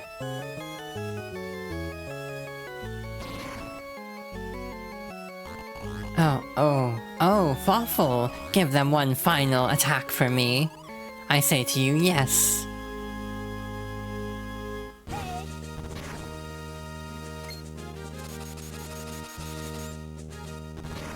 And rip them, I guess. How? Now, quickly to the fallen Beanstar. What? The Beanstar heard Princess Peach's voice and went mad? But why would Princess Peach's voice drive the Beanstar mad? I sense a surprising secret at the center of this riddle. I shall explain it all in detail once we have safely recovered the Beanstar that has fallen below. You two must go to the bottom floor immediately.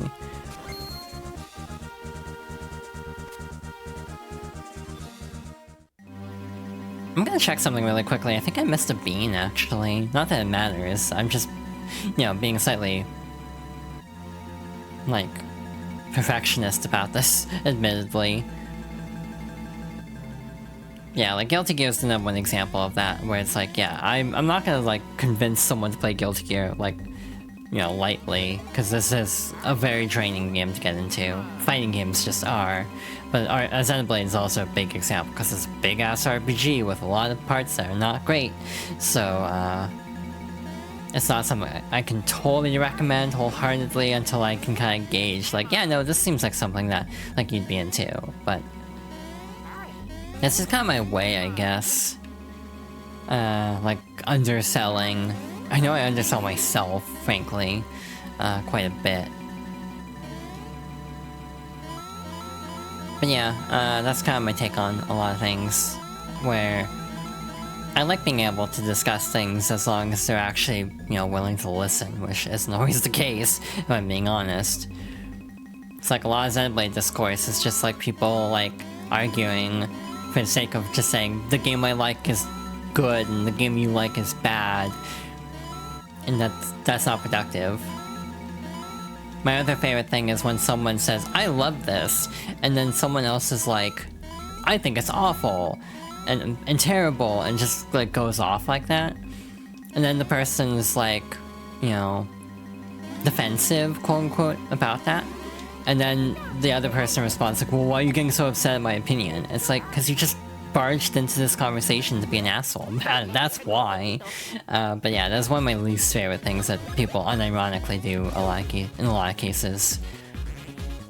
It's like, I don't mind dissenting opinions on things I like, but there are ways to express said dissenting opinions that don't piss me off. And that is something that people do not always seem to understand, is that there is nuance to conveyance.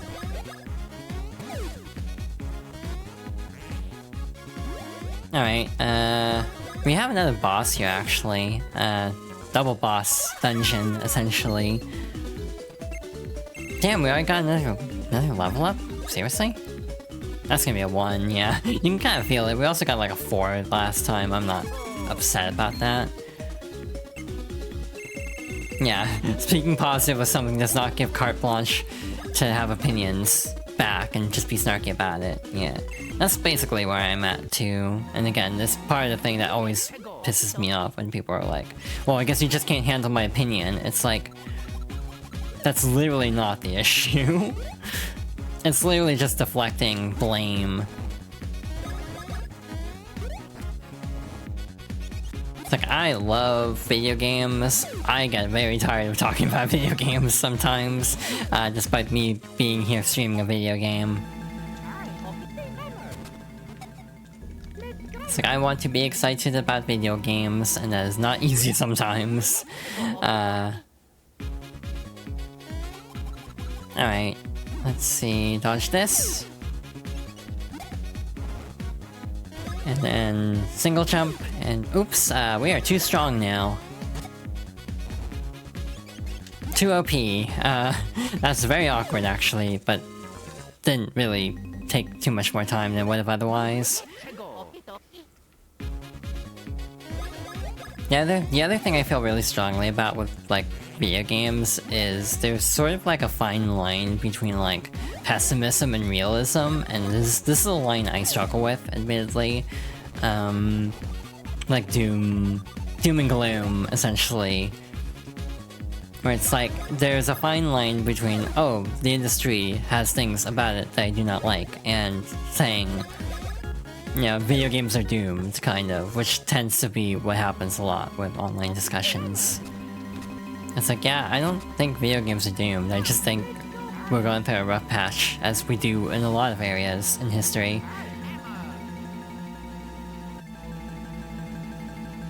Alright. How the hell does this pipe even work? I feel like there's a secret here, I literally don't know what it is. I always forget what that's even for. We're actually making very good time. We're almost to the second ad break for this stream, and we're almost done with the University, so we might be able to get through Teehee Valley today, if I decide to push that far. Because we have, like, only a couple things, and they're kind of short things, too. between now and then. I'm very glad the yellow did not attack, because then we can do this. By the way, if there's 2 yellows and 1 blue, for example, and then you defeat the blue, that doesn't count as matching colors, so they don't instantly get defeated. I shouldn't be first striking them, actually.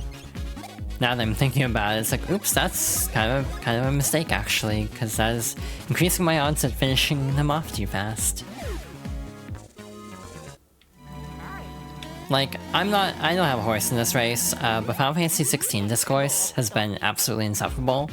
Because a lot of people have strong opinions on what is a Final Fantasy, and like, I don't like the direction of Final Fantasy 16, I'll be totally honest. I'm not into like, you know...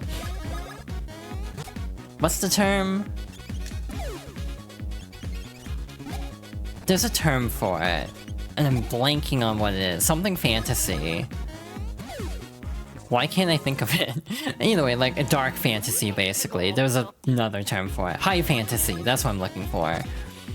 But it's like, I'm not super into high fantasy, in all fairness, but I just still find the constant bashing of Final Fantasy 16 exhausting from everything I've seen about it, to the point where it's like... I almost feel more... like, I almost have warmed up on it just because it's constantly a punching bag for people. Not because I have a ton of desire to play it myself, but just because I feel like a lot of discourse around 16 is just kind of insufferable. And I feel that about a couple of games too, where it's like... I don't even care about I didn't even care about this game until people started being weird about it, essentially. Now I'm kind of like, it's almost an underdog situation to the point where I'm almost rooting for it more than it would be normally. Horizon Zero Dawn is the big one, also.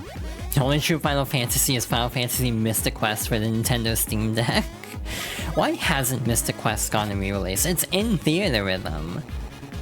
Like, this is not me doing a bit, by the way, just to clarify. I legitimately want a remake or a port of Mystic Quest. Like, put it on NSO, like, legit. Like, I would want that. Square Enix has not put a single game on NSO to my knowledge, though, so they are not interested in supporting that service. Which is a shame, because they were on board with the Virtual Console, but not, NSO.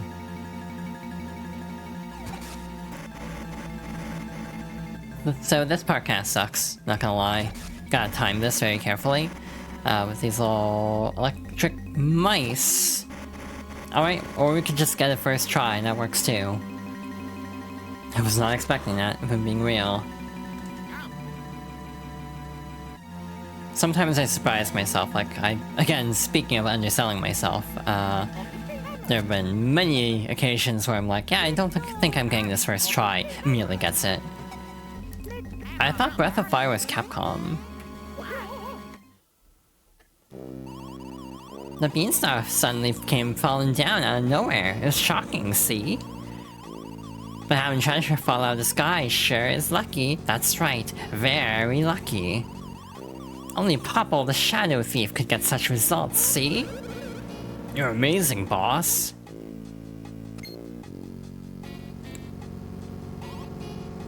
Rookie? Yes, boss? Unless my eyes are screwy.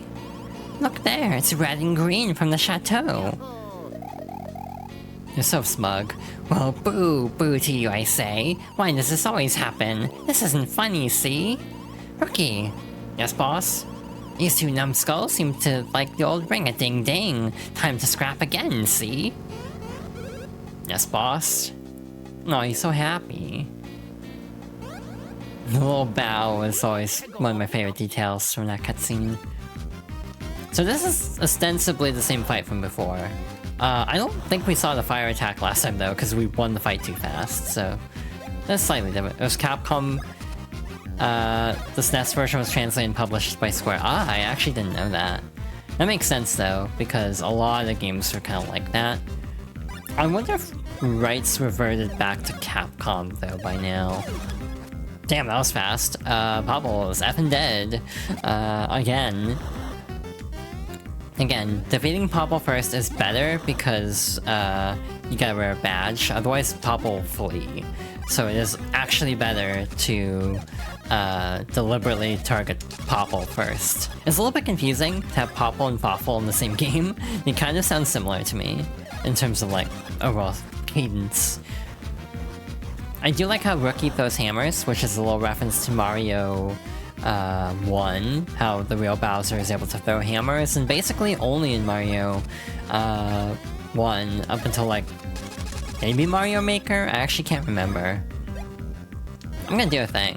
And I screwed it up, okay. But that should unlock the bonus attack. The fun thing is in 3DS, they actually give the ability, they actually add in like separate toggles for these. Oops, I screwed it up. I forgot they actually put that one. But basically they have separate like listings for the different bros attacks as soon as you discover them.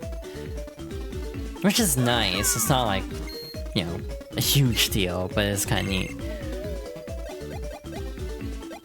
Damn, our stats are looking pretty good, actually.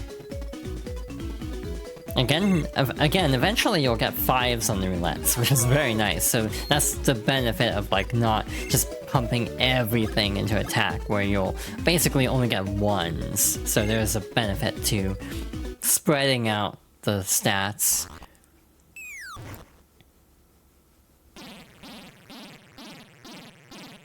And it's pissed again. Oh no, a treasure! It's gonna fly away, see?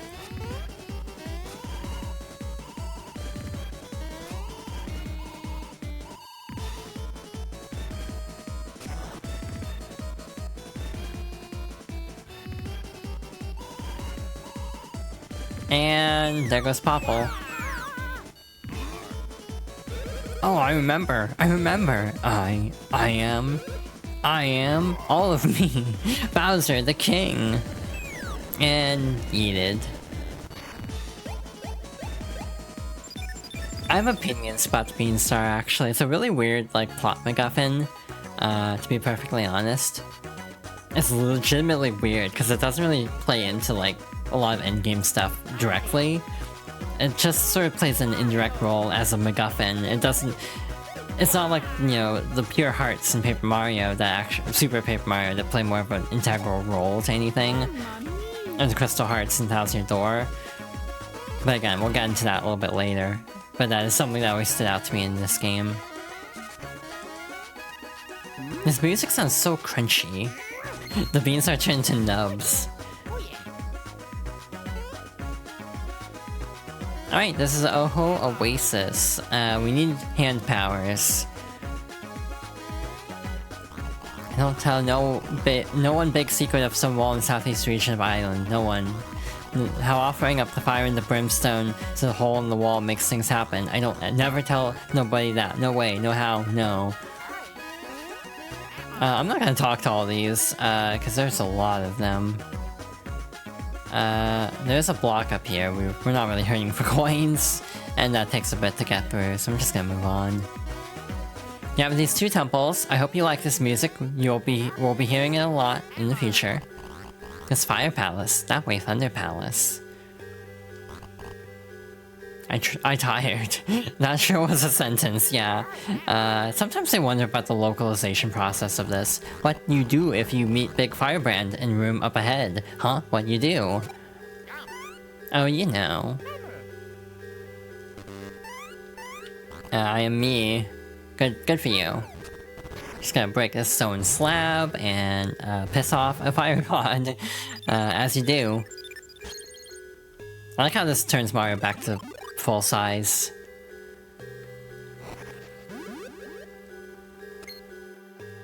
Welcome! Yes, welcome! Welcome to the Fire Palace. I have been waiting for you. I've waited many long years, smoldering like embers. For you, I've kept waiting, and waiting, and waiting. In fact, the last time anyone came through here was 3,000 years ago. Oh, waiting just burns me up, but enough about that. So, why have you come? Huh? You, this place? This place of power is, this place is... Now wait a second, just what kind of place was this anyway? What was it I was planning on doing? Am I allowed in here? Huh? Wait just a minute. Where am I? Who am I? I guess having no guests for 3,000 years takes a toll. Everything just seems to slip one's mind. Ha, Diddy Har, how humorous. So, I guess you can do what you want. I won't stop you. Alright, so let's go touch the big fire orb. Since he's not gonna stop us. Just casually burn our arm off. And my hand is glowing. Now our hand is on fire. You know, just normal things. Oh wait, I just remembered. This is the famed Fire Palace, where we teach the ways of the blistering hand power. Yes, it's all coming back. I've been waiting for you. You want the hand power, right? You want to master the fiery hand power known as the Fire Brand, do you not? You do, right? Right? You do not need to tell me. Your pose says it all. I shall instruct you in the arts of the Fire Brand. First, press the R button to select your hand power. And just casually touch a stove to get fire powers. I'm sure a child has done that because of this game. Hold the A button, then release the button. Till you have charged up enough energy. That was probably missed. Only then shall you shoot forth a mighty blast of flame. Perhaps you should try it once. Alright. Mario mastered the Fire Brand. I see no problem with your skill. If you just do this action near something flammable, you should have no problems. Surely this skill will open new paths in your life, wouldn't you agree? So farewell! What a nice fellow. I'm sure Luigi won't be totally, like, thrown through the ringer by comparison. Not in Mario and Luigi of all series. I feel like there are hidden blocks here. I guess we'll investigate that in a moment, though, because ads are about to kick in. The first room of the Fire Palace. Okay, so down here. Yeah, looks like it's over here. We'll get this real quick, and then the ads are gonna start. Alright. Gonna hop outside, and then we're gonna take a short break. I'm gonna get up and stretch and hydrate, and then we'll keep going. I am having the realization that I've never heard the full version of this song. The first part of Emerald Coast does not last long enough for the song to play in its entirety, but damn, they went hard for something that you would never hear the full thing of. Like, I'm very impressed, actually, having never heard that in full. Alright, getting in position again.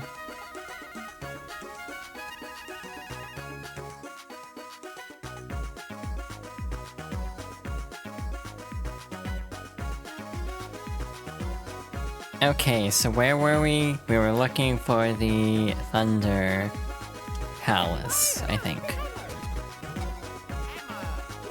You also have these little radios. An old tape machine is here while you play it. It's been 3 weeks since our research expedition arrived here. The time, it speeds by. Today we made a most surprising discovery. We approached the red Ohochi and happened to ignite it in a bizarre accident. The moment this red Ohochi was touched by the flames, it turned into a monster.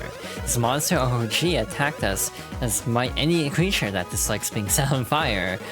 Unfortunately, the researcher who was attacked then transformed into an Ohochi.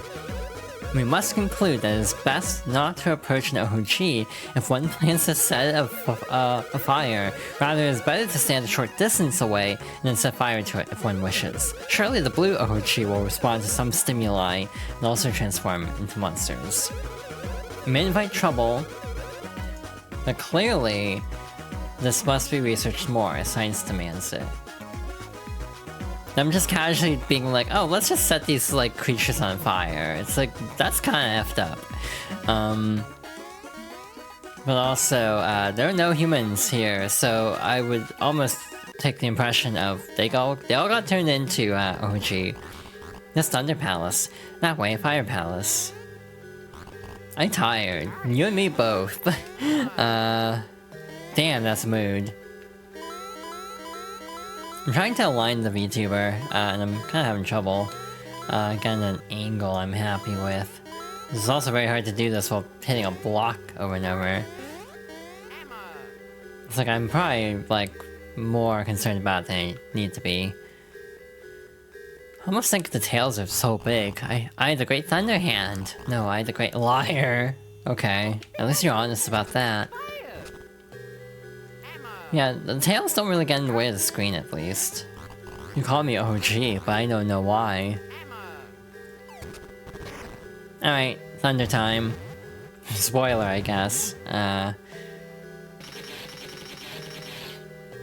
like how Mario's is very chill.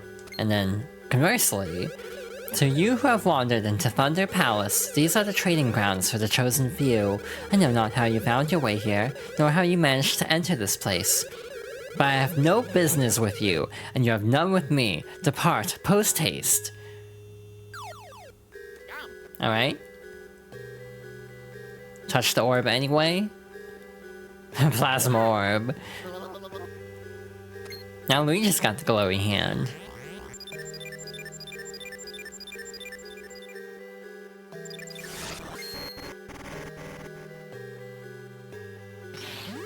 And they're pissed. Crackety! Who dares touch the Great Thunder Hand Spark? Impertinent fool! And yet, you have touched the Great Thunder Hand Spark, but still stand before me, so... Perhaps you have the qualities needed to master the Galvanic Thunder Hand technique. Very well, I shall instruct you in the art of the Thunder Hand. Press the R button to select your hand power. Thunder. Like the little rolled R. Hold the A button until you have charged up enough energy. Then release the button. Only then shall you release a burst of thunder and lightning. Perhaps you should try it once. The 3DS version also adds like touch screen shortcuts for all the commands, which is nice. Luigi mastered the Thunder Hand. Cool. Very well done. It is wise to use this power when an apparent conductor of electricity is nearby. You have done it. It is done. You have released me. Goodbye. I guess their duty is done, so they can GTFO. The only time Luigi is associated with lightning, you know, because he's more associated with ice in later games. The only one I'm kind of, like, not sure about is Strikers. That's the only one I'm kind of, like, contemplating, like, is that lightning in Strikers, or is it something else? Because a lot of the characters don't even have elements specifically in Strikers, but I can't remember for Luigi. I feel like there's another game, but I'm blanking on which one it would be. Alright, so we can definitely get the hell out of here. This is all we need to do here. Like, period. We don't even ever have to come back here, to be honest. Actually, is there a warp pipe here? Like a shortcut pipe? I don't think there is. Like, I don't remember where all the fast travel points are, which is kind of a problem. You have specific ones in Strikers minus Waluigi. Luigi does have green fire. Ah, yeah, that's true. Sometimes I question how, like, Strikers is a video game that exists. Though again, the rumor of it being that's why Mario games ended up losing personality for a while, because they definitely went farther than they were supposed to in that game. I still am kind of on the fence about Strikers. I do kind of feel like it's a little much for me, partly. Like, not inherently, but just like out of what I... like, for Mario, it's very, like, intense. Like, oh, let's just have these characters laying out, like, blood-curdling screams as they're being shoved into an electric fence. It's like, that's hardcore as hell. But also kind of effed up, actually, and I'm amazed they got away with it in a Mario game. Straight up. Also, very loose rule set for soccer. So we have these like underwater Goombas, which is really cool. Like, I think they're only in this game. Goom Divers. As usual, I'm counting this as a dungeon of sorts, so I'm gonna kind of go out of my way to fight everything, because that's kind of been my MO this playthrough. I'm actually kind of like, should it be though? We are like over leveled as hell apparently for like one-shotting bosses. But again, I don't really mind being over-leveled, and in some ways I actually prefer it, because it means, especially for a stream playthrough, I don't have to bash my head against the wall 50 times to get through a hard fight. I can just kind of breeze through, which is kind of nice, admittedly. But again, different philosophies for how to approach an RPG. They also have like a lunge attack that I find a lot harder to dodge. Case in point. Like, the arc of it is really, like, weird to account for. The other problem I have with some of these attacks is positioning. So, like, if they're going from one corner to the other, it can be a little bit awkward because of the perspective of it. Oddly enough, though, I don't think Mario & Luigi Superstar Saga 3DS actually has 3D support. A lot of the later 3DS games didn't have that because, one, the 2DS was already out, and two, because they were pushing like graphics in such a way that essentially rendering the game twice to two different like displays in a way would be a lot more intensive. So like, I want to say Smash only had 3D for the new 3DS and not the original 3DS. I don't think that was the first strike. I disagree, game. Yeah, there were a couple of weird fringe cases where 3DS games did not have 3D, and it was really weird. That was also the Mario & Luigi game that stopped using 3D environments. Oh, interesting. So it's like sprite-based, I guess. Or pre-rendered, potentially, I suppose. Again, I don't know the specific makeup of, like, the 3DS era Mario & Luigi's. You know, there are a couple of games I might end up playing on stream someday, but I don't know how to classify them. Like, Fox Girls Favorites as a series is pretty much lined up for, like, what I want to cover for it.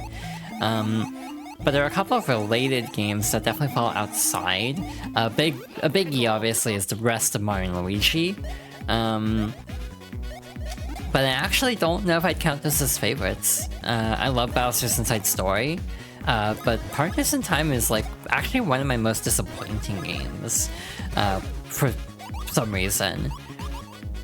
Partly because I logged so many hours in this game that for some reason Partners in Time never resonated.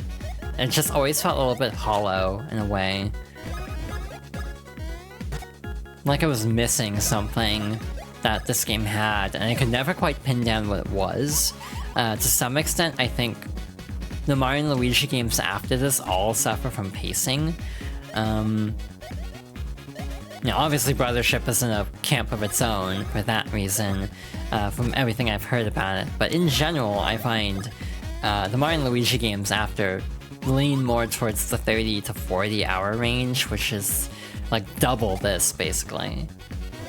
Like this will probably be a 15-hour playthrough, or something like that, when all is said and done. But the others are way longer. Partners in Time is probably about like 25 hours, if I had to guess. Bowser's Inside Story is easily 30 hours, and Dream Team is about 40 to 50, I'd say. Paper Jam is back to like 30, I think. It's also just not remarkable.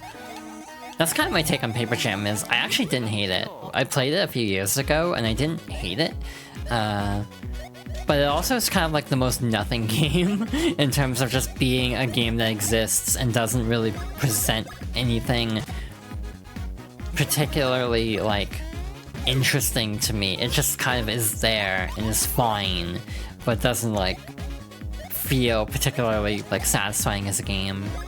But I don't think it's bad by any means. I think it's alright.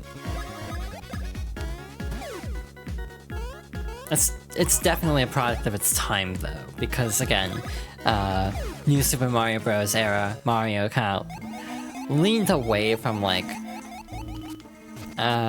certain aspects, which definitely hurt the RPGs the most, I'd say, and the sports games. The main series could still experiment, which always gets the gotcha of, well, if Mario Odyssey can have original characters, why can't a Paper Mario? Because that's in-house Nintendo, not Intelligent Systems. That's a very obvious question in my book.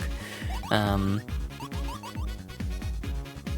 same with sports games. It's like, there are restrictions to second parties that do not exist for the first party studios, is my theory on it. And even then, I do feel like Paper Mario could do a better job. Again, even as someone who likes Origami King, Paper Mario could do a much better job, I think, of incorporating actual characters from the series already established. Mild spoilers for Color Splash if anyone actually has not seen this part, but there was a character from Captain Toad, of all games, in Color Splash. And that's the kind of thing that I felt Origami King was actually missing. I kind of wish Origami King had more established characters that were just like... still like established characters, but more niche than just like Shy Guys. Like a lot of... Oh, that is flown away. Like, Origami King had a much, like, safer roster than even Color Splash in a lot of ways. So, again, the restriction on characters, like, not being able to, like, make original Toad designs, I don't even think that's, like, a huge problem. It's just they need to branch out to other enemies and characters. Like, have Piantas, again. You know, have, like,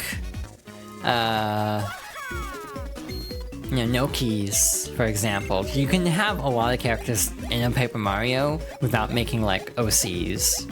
And I feel like that is still kind of a missed potential of a game like Color Splash or Origami King. Jesus, what are these damage rolls on Mario? Again, I should not have gone away with that. We've been leveling up PAL quite a bit, so... genuinely surprised they let me have a 5 on that one. That was more like what I was expecting. So yeah, there's a big power gulf now between Mario and Luigi. Yeah, I'm really realizing my biggest gripe with this game, in terms of like combat, is the lack of AoE. Like, there's nothing that multi-hits, and it shows in certain encounters that just take forever because there's no multi-hit.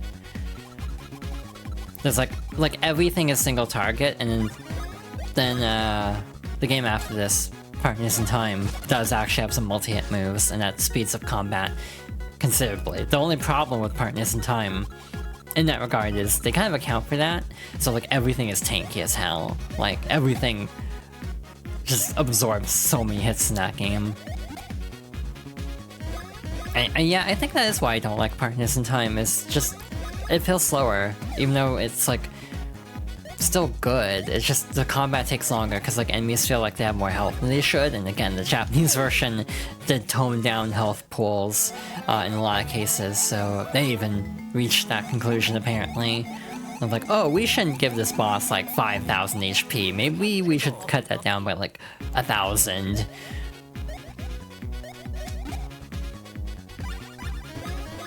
But again, I do feel like that is something difficult to account for. Balancing an RPG is like kind of an impossible task in a way, because like everyone will see it and go, okay, challenge accepted, at a point where, you know, people will try to figure out a way to break something. People will find a way to like get 999 damage.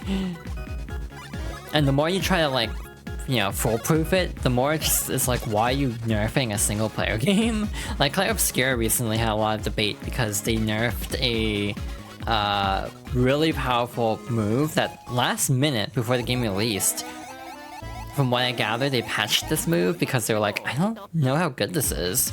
So they patched it, like really last minute before the game came out.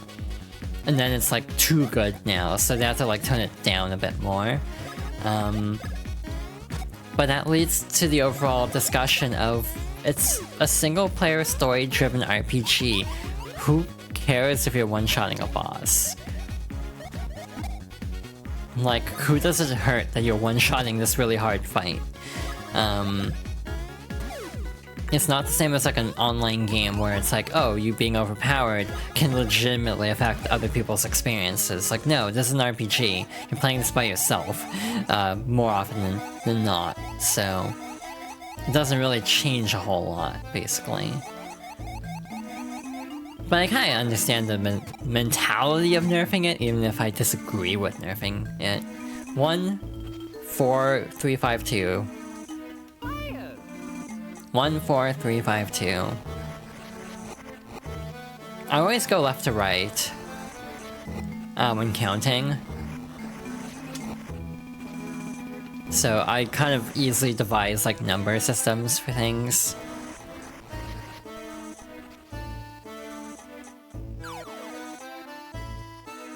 The song reminds me of something and I can't place it. I'm trying to think if it's another Yoko Shimomura song, actually. You know, the other thing in this game is there's not really anything in the way of attack items. Which is the difference from Paper Mario. Again, it's so fascinating to me how each Mario RPG is a slightly different flavor of RPG. I think it's really cool. Also, why the fallacy of like, oh, let's make Paper Mario less of an RPG because we already have Mario and Luigi. I do agree that that's not the best mentality in some ways, just because they are very different styles of RPG. But I do feel like Mario and Luigi almost feels slightly more traditional in some ways, like the level up system being more traditional, but Paper Mario is a very different style because it has like low damage numbers. Attacks are raised by getting items, like specific upgrades, versus in leveling up attack. So the overall flow state of Paper Mario feels very different than a Mario and Luigi. And then Super Mario RPG is kind of... Ooh, I'm actually kind of hurting. Super Mario RPG is kind of, like, I think closer... Well, actually, I should go the other way around. I think Mario and Luigi is closer in a lot of ways than Super Mario RPG than Paper Mario. Even though Paper Mario was pitched as Super Mario RPG 2, it feels very different than actual Mario RPG. Yeah, that's bad. Luigi is poisoned! So we gotta make this quick. I don't even know where I was going with the previous topic, to be honest. I completely lost track. Yeah, that's kind of my feeling on Mario RPGs in general. Where it's like... these games can both coexist because they present very different design philosophies. I'm using an item right away. I'm not wasting any time or taking any chances with that. But yeah. And then we have the problem of now we have so many Mario RPGs, now there's an influx. Or like a surplus, kind of. Like, Thousand Year Door Remake sold okay, it's like just shy of 2 million last I saw. Which isn't bad. Mario RPG Remake sold like 3 or 4 million. It sold really good. But the others have not sold nearly as well, which some attribute to... one, Mario RPG has more nostalgia for it. Like, you know... to the chagrin of Paper Mario fans, sometimes. Mario RPG is probably a bigger deal as a franchise, but... the other aspect of it is... oops, that was the wrong input. The other aspect to it is just fatigue. There are just so many Mario RPGs now. It's funny, it's just like, oh my god, they stopped making Mario RPGs. And now they're making 3 in a span of 12 months, basically. Again, still have not touched Brothership at all. I haven't even started it. You know, to be perfectly honest. Also, Mario and Luigi do have different win animations depending on what attack they finish the fight with, which is really cool. So like they have a different animation for the hand powers and the hammer and the jump. So question, is this always a lucky? No, okay. So these are only weak to fire. So with the hand powers, we do have elemental weaknesses now. So Mario and Luigi's respective elements can deal more damage to some enemies. Does it really matter in the long run? Not really, in my opinion. Like, it might do a little bit more damage, but it's not like a game changer, in my opinion. You could go the entire game without realizing, oh wait, these have elemental weaknesses. Like, I don't think that's out of the realm of possibility. Like, I feel like that can happen completely organically.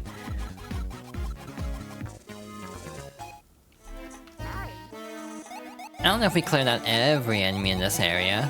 That answers my question. Again, I don't need to go on the warpath against these Goombas nearly as much as I am. Again, I just like fighting as much as I can in RPGs to avoid being underleveled. Oh my god, I just noticed something. Let's see if we can show this off. So Mario does 30 damage. Luigi does 17. So yeah, Mario has significantly more attack power than Luigi at the moment. Which isn't a problem, admittedly. I don't feel like it's a problem, at least. Again, Mario's kind of pitched as the attacker of the group, so it's fine. I always love this, having to hold A and B together, and then hold up to climb the pipes. Hi, Dewan guy, welcome on in. Hope everyone is having a good day today. My day's been alright. Meanwhile, near the border, they are not looking too great.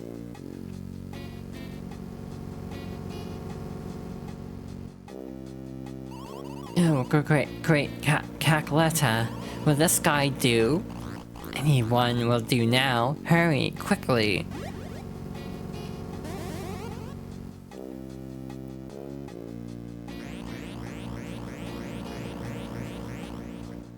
Yeah, now Bowser is possessed.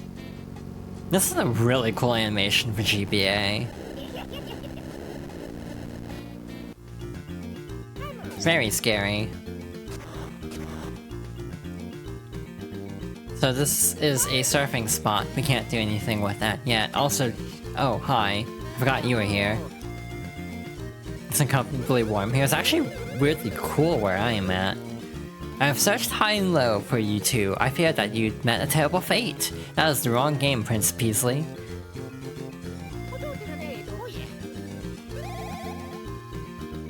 Beanstar blew up, and fell.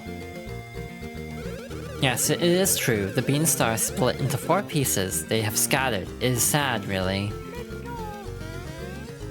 What? You say you'll help me search for the Beanstar pieces? Of course, I would be most appreciative. But actually, I'd like you two to go to Bean Airport. You see, Princess Peach is blessing our fair land with her presence. She's gonna blow up the place with her explosive voice. A dignitary of Princess Peach's stature visiting our kingdom is a very serious affair, and that is why I would like you two in attendance to greet her royal loveliness. As such, you must head for Bean Airport immediately, and not do like a bunch of side quests. Well, by the by, Bean Airport is south of Bean Castle. I must head there myself immediately, so I'll see you there.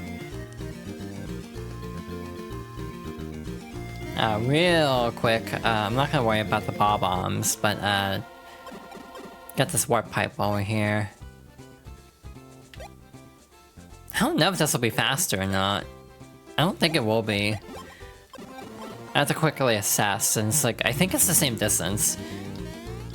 Bob-ombs are very scary in this game. They are not easy to fight, in my opinion. Actually, we can do a thing, can't we? I'm gonna take out the Lackapy first things first. Just to get out of the way so we don't have to worry about messing around with it. And again, there's a joke in here about like, head here immediately. It immediately starts working on side quests. Wait, did we... we did. Wait, when did we get a heal? Is it after the cutscene? I swear this game in general is a little bit weird about healing. Like, sometimes it doesn't quite make sense when the game heals you. Like it doesn't really matter, because you're being healed.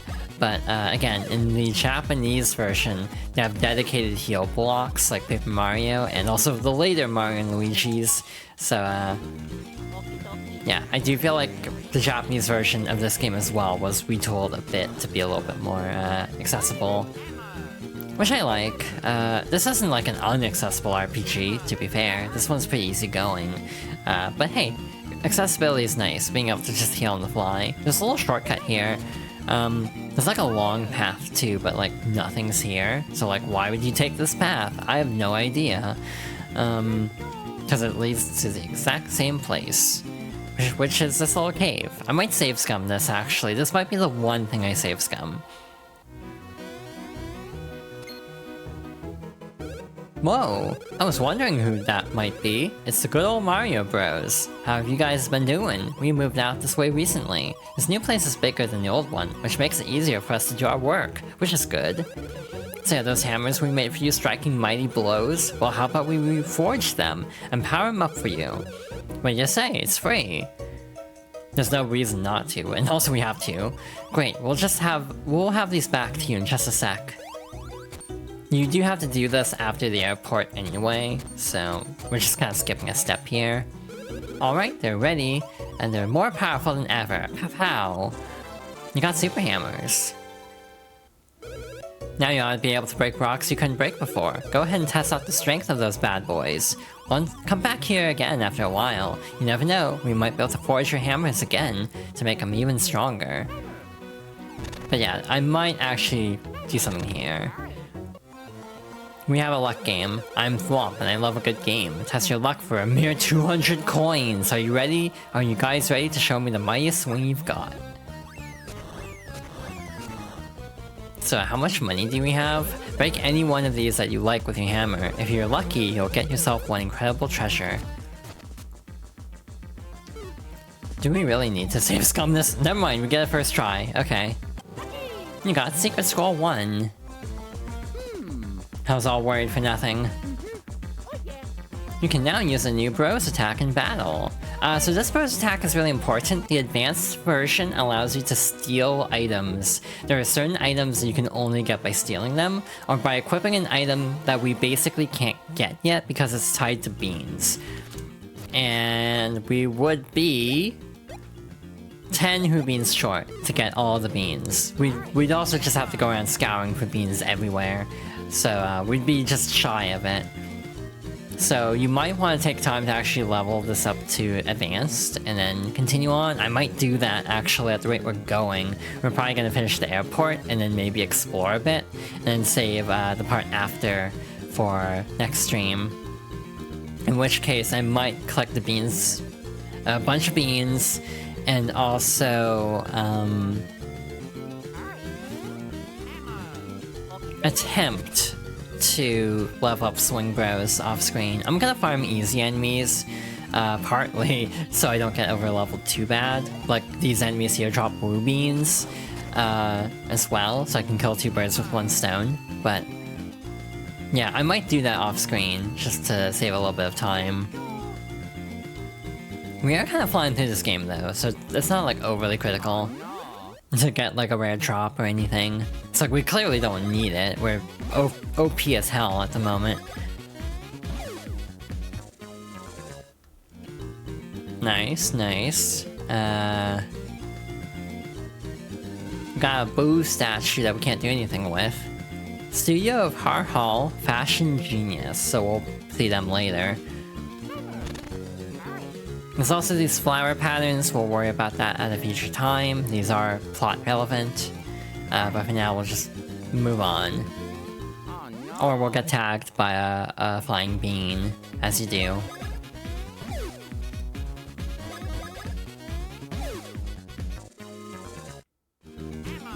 Alright, this should be the airport. We do need to activate these two spheres, like so. 1 and 2. And we're good to go. So let's head on in. thank you for the hydration check. I will take care of that momentarily. We're actually coming up on a cutscene very soon anyway. So the timing works out. I hate these blocks, by the way. This is the one kind of block I can't really ever do well, so... Not that we really need coins, we have like 2,000 at the moment, but still. Speaking of which, we have a lot of duplicate badges now because of certain drops, so we really could sell a few. The plane carrying Princess Peach seems to be late.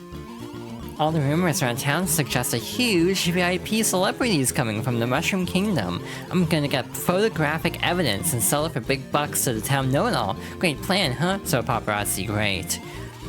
I wonder why Princess Peach is coming to the Bean Bean Kingdom. Bean Bean Air is busy with repairs at the moment. None of our planes are flying.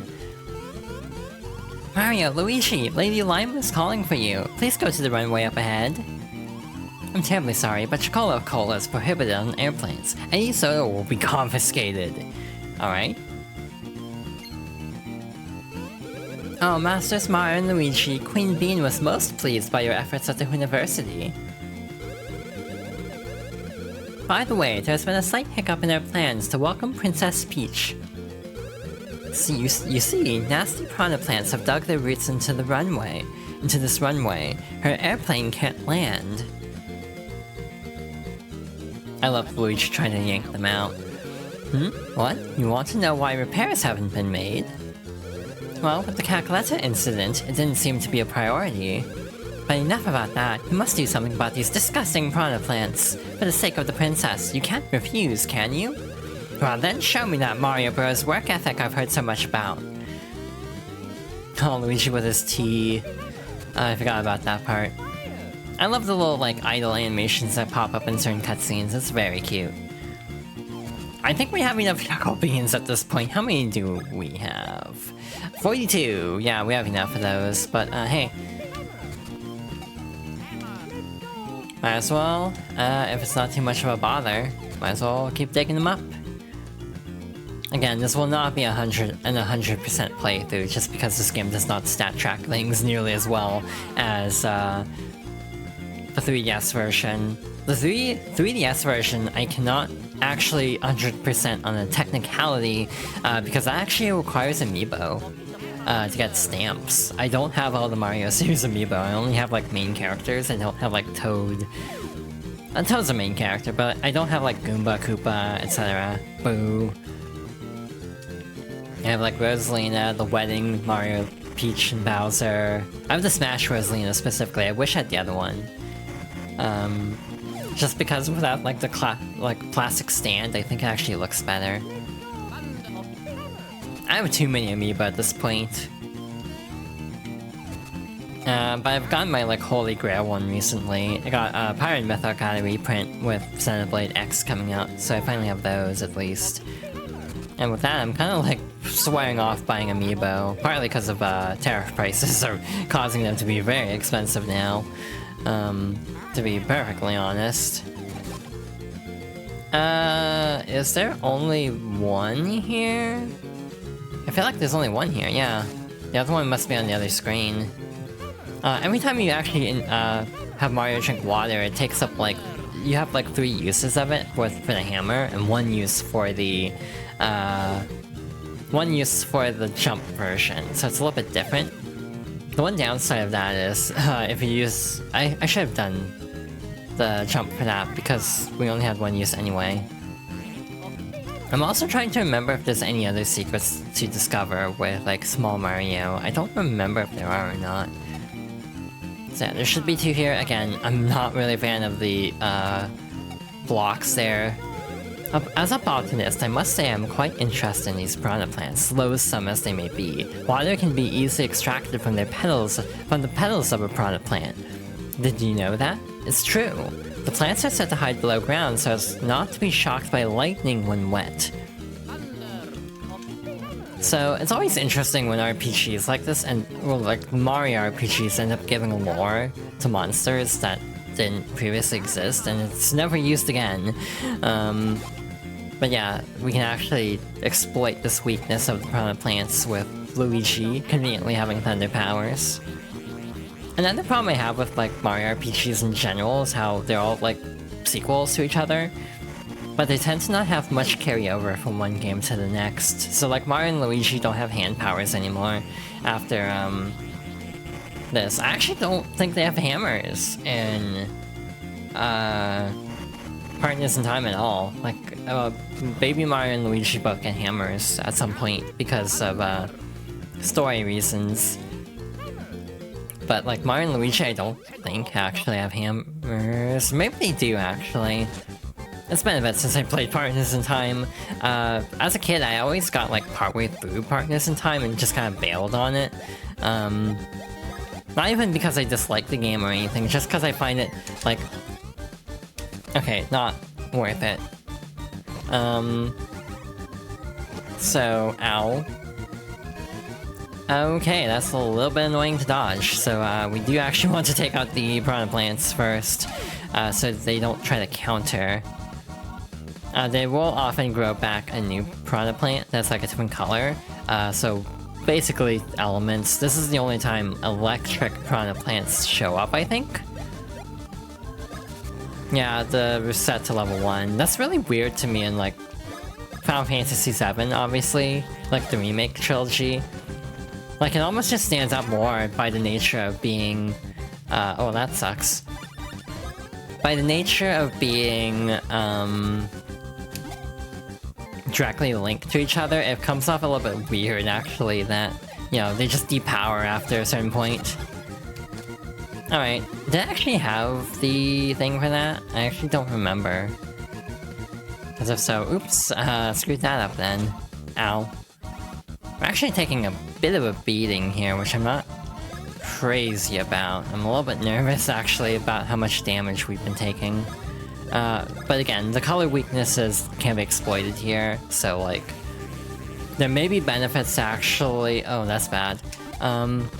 There may be benefits to actually using, a hand power instead of a bro attack for Luigi specifically. We can crunch numbers real quick here. Yeah, I think that... Oh, okay, we can't really compare it now, but either way. Spiny Badge A is like a rare drop, but it only drops this as a guaranteed drop, is what I mean. So that's very nice. We're also getting beat up a lot, so I think I'll go defense this time. Try to take a little bit of edge off of some of these attacks, because we are definitely losing a lot of health. Even if we haven't really been in danger at all. It's just good to have a lot of defense, just in case. A lot of 5s, because we haven't leveled up defense in a while. Haven't really needed to. So, also, I like how Luigi just sits on it. It's like, that's the way to deal with the problem, I guess. But with that, we are free to talk to Lady Lima again. Well done, Mario Bros. Now we can welcome Princess Peach to our fair kingdom.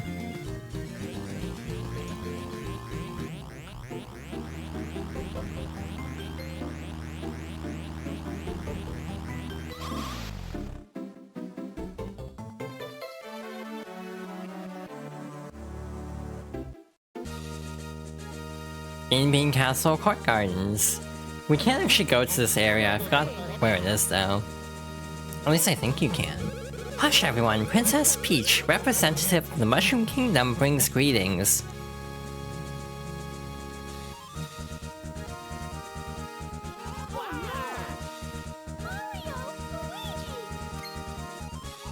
Mario, Luigi, thank you so much for all you've done. I'm so relieved that the two of you are safe.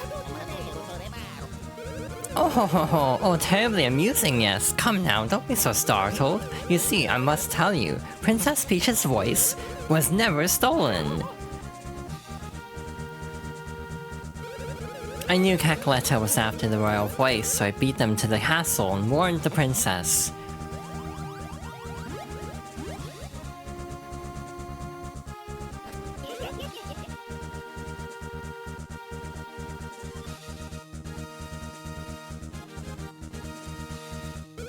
This is the Princess Peach whose voice was stolen. It's a birdo, and that is why the Beanstar reacted so strangely to her voice.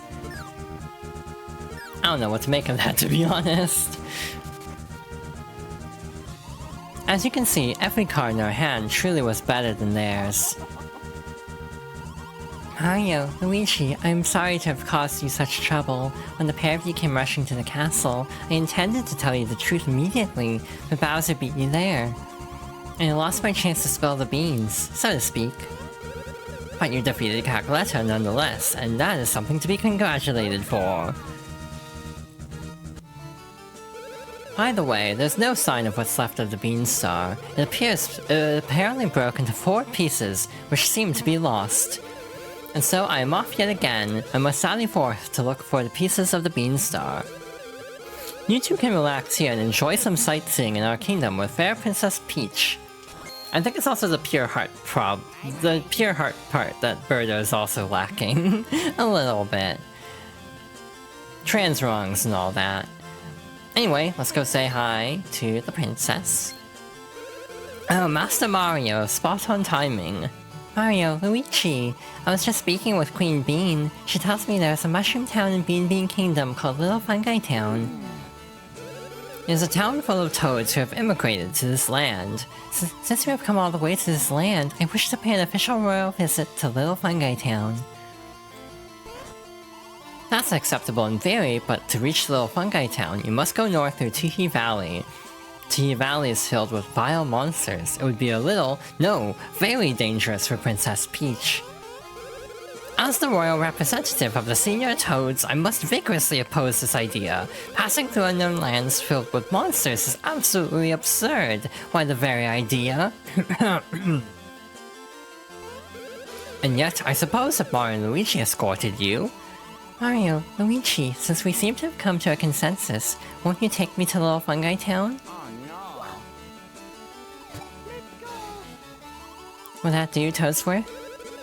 As if I have any say in the matter, just be very, very, very, very, very, very, very, very careful. I must begin preparations immediately. Mario, you and Luigi should meet us up north at the entrance to Tiki Valley. And with that, please allow me to excuse myself, Queen Bean. Your princess is not only beautiful, but both wise and courageous as well. I'm severely impressed. Mario, Luigi, we have entrusted Princess Peach's safekeeping to the two of you. Leave the castle town and head northeast to reach Tiki Valley. Luigi just getting buried in the ground. Very interesting interaction there, in my opinion.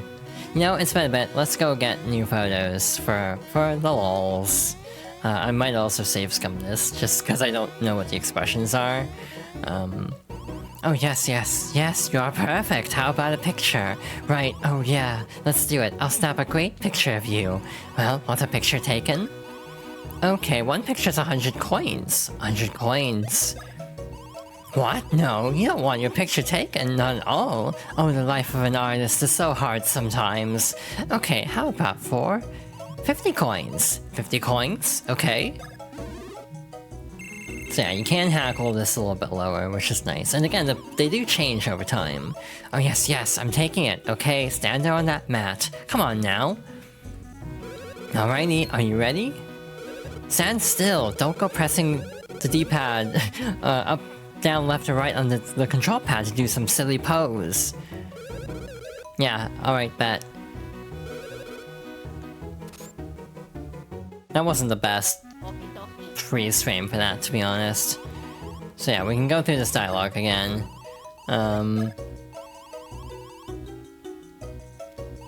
Like so.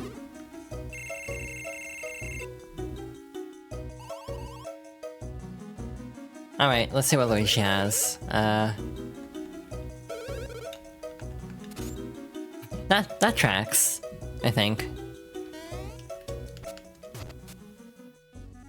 Yeah, I don't know how to feel about Mario's, like, the freeze frame that Mario's landed on, but we'll roll with it. I don't want to re-roll, actually. So we have, like, I mean, we could go longer than 3 hours, I suppose. I'm almost in the mood to keep going, to be totally honest. I'm almost feeling up to going a little bit longer, but... I don't know how long I want to go, though, is the thing. Alright, first strike is very good. Lowers health a little bit, and then we have like defense. Yeah, actually, I think this would be very good to go first. Not get, like, sniped by enemies. Shit, I didn't mean to buy it from Luigi too. Yeah, we're gonna have a probably deficit for some of these. By the nature of buying a badge for Mario, or getting a badge for Mario that greatly increases bros points. HP up jump. Recovers HP with solo jump attacks. This is actually very good. I think it's worth a slightly lower attack from the other for that. HP up hand I don't think is as good, mostly just because I don't use hand attacks very often. Also, like, we have a ton of, like, items anyway for these characters, for Mario and Luigi, so, I'm not, like, overly stressed about it, I suppose. Yeah, we'll give this to Luigi, too. Badge-wise, Luigi's sitting pretty as well. So yeah, I'm debating on if I want to, one, go long, like an extra half an hour to get through Tiki Valley, because it'll probably take about half an hour. But, it might set us up better story-wise for events coming up. Like, I think it's a better stopping place, basically. And it'll only be like half an hour, so I might go for it. Totally won't regret this decision, as the stream takes an extra 45 minutes to an hour. Totally won't regret this. Anyway, all we have to do is come up here, break the rock, and move on.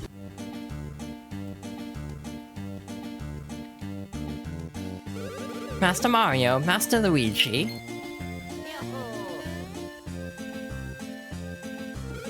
Ooh, sorry to keep you waiting. Now then, Master Mario, Master Luigi, please be sure to take the utmost and most diligent, sincerest care of Princess Peach. I'll be back before you know it. Okay, Mario, okay, Luigi, let's go to Little Fungi Town.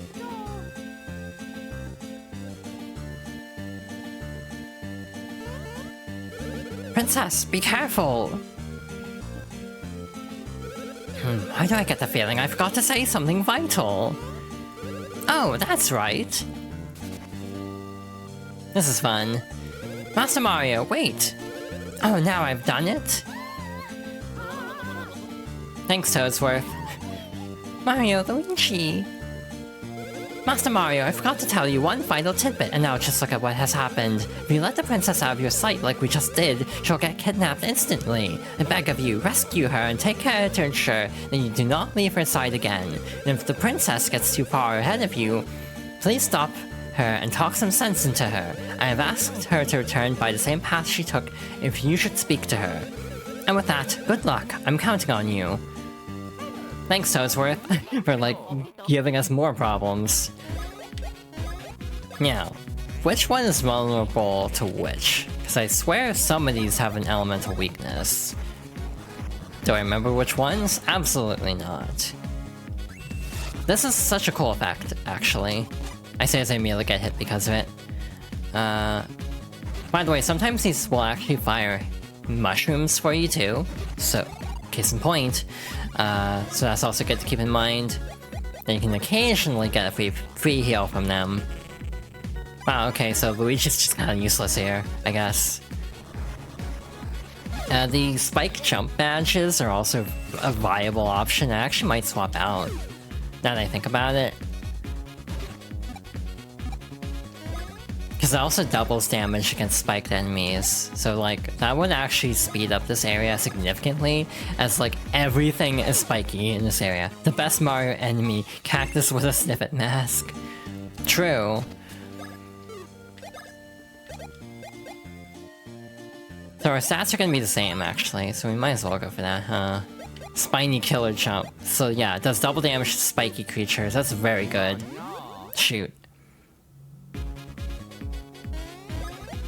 Luigi's going first, I'm not used to that for some reason.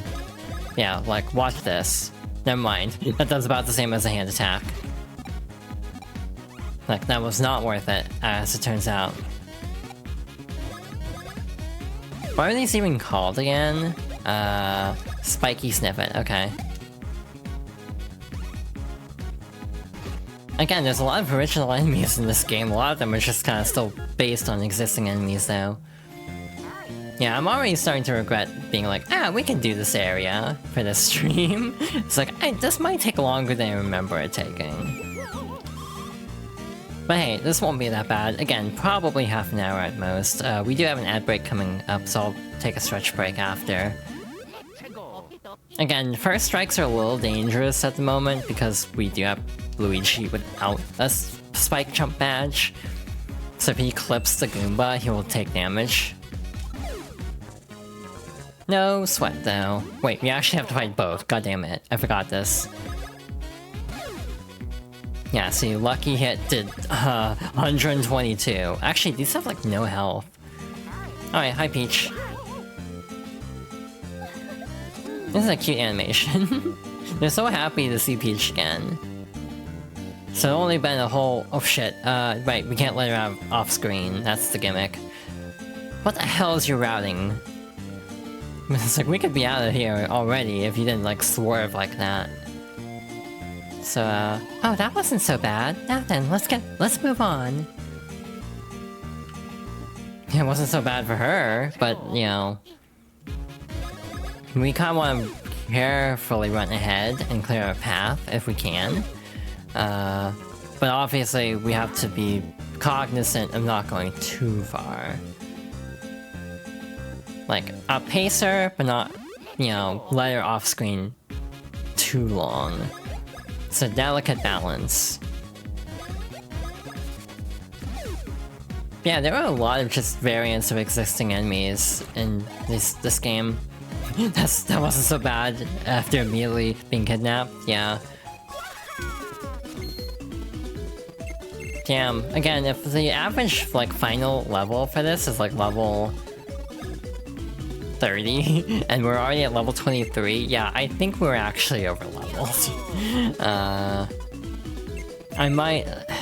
I might ease off on fighting as many enemies as I have been, just because it's getting a little bit absurd at this point, I think.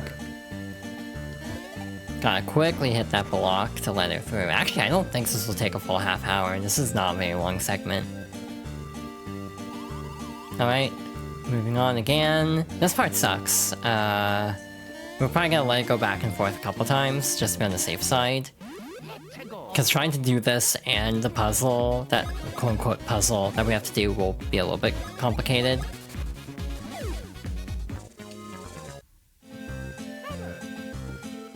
So, ads are starting very soon, but we have to hit this to get a barrel. Is there not another enemy? There is. I was like, okay, I thought there was another enemy. I'll finish this fight and let the ads roll, and then we'll finish up this segment. We might do a little bit more after. But we'll see. Oh, that did a ton of damage, actually. Actually, no, leaving it off immediately after this section makes more sense. So I should head back the other way then. I see. So then she'll turn around, which is good for routing purposes. Yeah, we basically need to help her get to the... We basically need to get the barrel. So... Again, we're almost to an ad break, so I'm actually going to straight up pause so she doesn't keep walking. Yeah, I'm gonna take another quick break. We'll see how far we can get. Alright, we are back once more for today. We're gonna immediately jump in. I don't really have a whole lot else to say for that ad break. Alright, getting in position. Sync this up to the best of my ability. And yeah, we'll finish this up. So, where were we? Alright, this section. Please turn around, and then we will quickly, well, not too quickly, but semi-quickly dart up here, grab the barrel. I said grab the barrel, and then open the gate. This should actually be one of the last sections. There might be one more after. Yeah, no, there is one after this. That's kind of annoying, actually. So we'll see how that goes. That wasn't so bad. Again, it's the same dialogue every time. This is the last section. So I'm just gonna clear out the enemies. I'm not even gonna try to to do this sequence without. Yeah, Luigi's actually genuinely faster than Mario now. Not a problem, but it is worth noting, because Mario's consistently been faster for the rest of the game. There's also an enemy called like an Anubu or something, which is like a ghost jackal kind of thing, that shows up here after we clear out this first Tee Valley visit. Very cool enemy, but again, I don't know how much we'll actually see it because of its weird spawn conditions. All that leg training paid off for Luigi, yep. She'll also turn around on her own, but obviously that takes a bit. So we want who do we want in front? We do need to high jump. Okay. So now that she's turned around, again, we can't let her get too far away, so that is the slightly tricky part of this, is actually like syncing up, basically. I almost fell, that would have been really bad, but yeah, that takes care of it. So all that's left is one more segment. Yeah, that wasn't too much overtime. So again, at some point I actually think 4-hour streams would be doable, and also preferred. Thank you, we're almost to Little Fungi Town.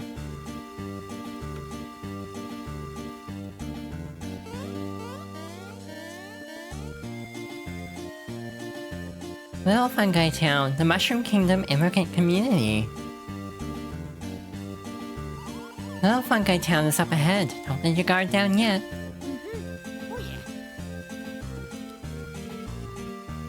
I'm putting a lot of thought into resonance at this very moment.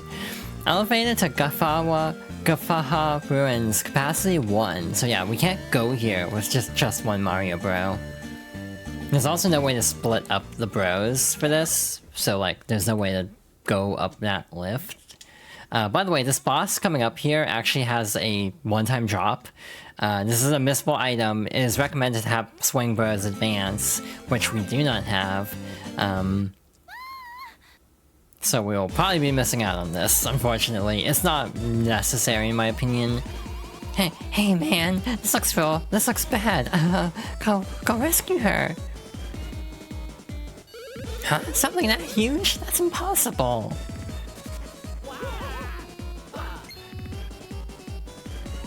Hey man, isn't that Mario?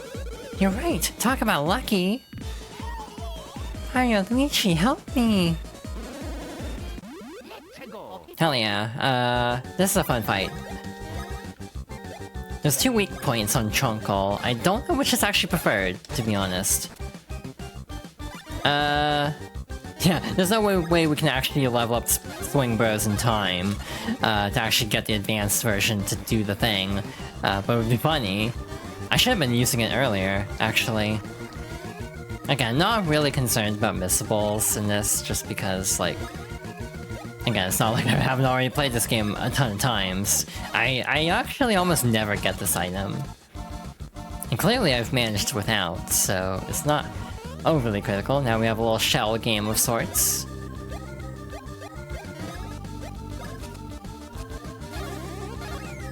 Might as well keep using it though to get the advanced version. Alright, this actually might finish him off. Yep. Piece of cake.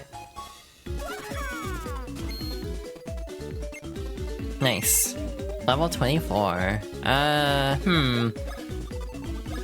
Let's go BP for both. Again, I'm doing it for both, just because it's easier to remember that way. You can diversify stats, like put a lot more into one stat or the other for each bro. To kind of like build each character like separately, which is cool.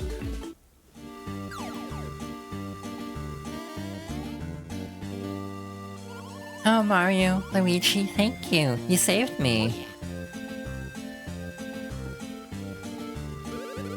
It looks like they got it.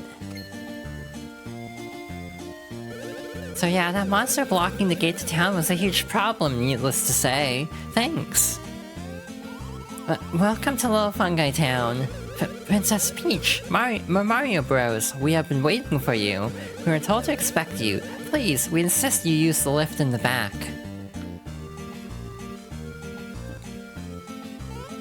And away we go. I wonder just what kind of town it is. Ooh, I can't wait. Okay, Mario, and you too, Luigi, hop on. What do you mean, you too, Luigi? Like, what gives?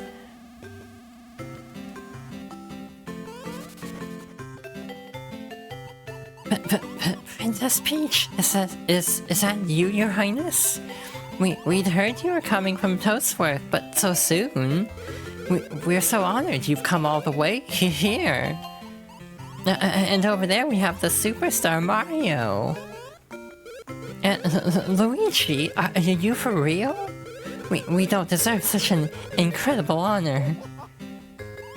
Thanks for your hospitality. Very well then, allow us to show you around Little Fungi Town. Mario, Luigi, thank you so much for all you've done. I'm alright now. You two can relax a little, walk around and enjoy the sights. We can all meet up again a little bit later.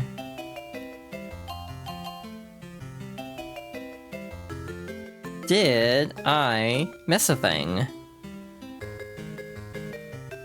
I don't think I missed a thing. I don't think we can get that yet. Okay. Okay, just double checking hidden blocks. Welcome to Little Fungi Town. I hope you'll enjoy your time here. I might stock up on items. I haven't bought stuff in a while. Sometimes I get such a craving for this shop's ultra mushrooms that I brave the many dangers of the desert just to come buy them. I'm crazy like that. The ultra mushrooms sold here are of the very finest quality. They're a local specialty that are only sold here, I think. Welcome to my item shop. Since you've come all the way to Little Fungi Town, you'd miss out if you didn't buy a mushroom. So what do you want to do? What if we just do this? It's probably a waste of money. However, this is actually a strategy. Some people literally will stock up on mushrooms for the sake of a very broken item that we can get in this very town. Though I think the really broken version is elsewhere. So what do you want to do? Come again? Yeah, I think the broken version doesn't unlock until a little bit later. Alright, well, if it isn't Mario and Luigi, Mario, rumors of your deeds have reached even my ears. And you, Luigi, always looking after the home front. Well done! Oof. Oh hey, Mario and Luigi, did you say you two are guarding Princess Peach? Wow, I knew it! Boy, my dad could learn a thing or two from you guys. Ow! Why is everyone so vicious in this town? Lately, my dad's been spending all this time hanging around the new game arcade. Boy, my mom is so mad. Which would be funny, except she goes and takes it out on me. It's not easy for a kid when his parents are like this. Why is this a recurring staple in Mario RPGs of this era? It's like deadbeat parents. Cause like that's a problem in Paper Mario, Thousand Year Door too. You rode a lift when you entered this town, didn't you? They say that lift was made long ago by the people of the ancient soybean civilization. Yeah, it's the soybean civilization again. If you head west from this town, you'll find the Gafaha ruins. All the adults say we shouldn't go there because it's dangerous, but telling me I can't go just makes me want to go more. Have you ever felt that way? All the time. Down here under our feet is the giant, huge, really big mushroom that is the Great Mountain Mushroom. But just how a mushroom could ever get so very big remains a mystery. What a view! This is definitely worth all the trouble we went through to cross the desert. This is quite high, yes, quite. Do you think it's as tall as a mountain? Oh yeah, we do want to come over here. Never mind, it doesn't matter yet. Oh man, that girl scares me. This is the best place to get a little distance from her. Without this place, I'd be... Oh, that guy is such a jerk. He knows I can't jump way over there, so he always runs off that way. Real mature jerk. Very different perspectives on that exchange. I love this remix of the Mario 1 theme. It's very, like, gentle in a way I really like. Okay, first try. Neat. Cool. The other should be closer to the embassy, I think. I might also check for items here. Can I talk to you already? Also, by the way, spin jumping is really good for going up, like, slopes. Welcome, welcome. If it's authentic Mushroom Kingdom goods you're after, I've got them. So, what do you want to do?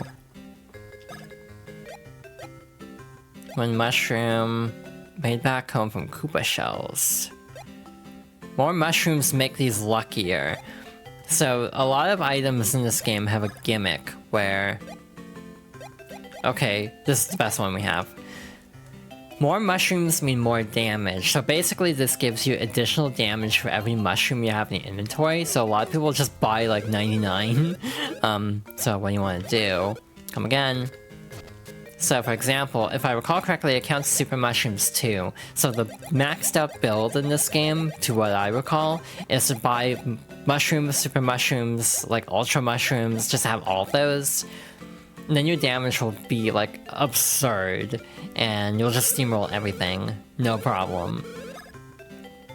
I don't know if I want to do that build, just because it's kind of cheap, if I'm being honest. Oh, I didn't mean to actually not equip that. No, I'm not as worried about like not getting first attacks. I was mostly just hoping to get through the desert in this stream. So I kind of want to speed through, like expedite this fights a little bit. Yeah, Luigi's attack is significantly lower. But yeah, his speed is actually worse, so it is actually the first attack that's giving him a bump there.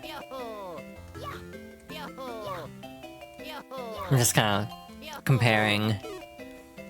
Wait, I didn't look at badges, didn't I? Increases counterattack power, that's not bad. But again, oh yeah, this replenishes BP, which is kind of nice. But like, not super vital. I don't think I've ever used that. Again, I've never used the one item only from... Trunkle either. I've never gotten that, like, rare drop. Hey, come on, can we go to the Guffaha ruins soon or what? What? That place is dangerous. We can't go there. Are you out of your tiny little mind? Fine then, can we go to the new game arcade?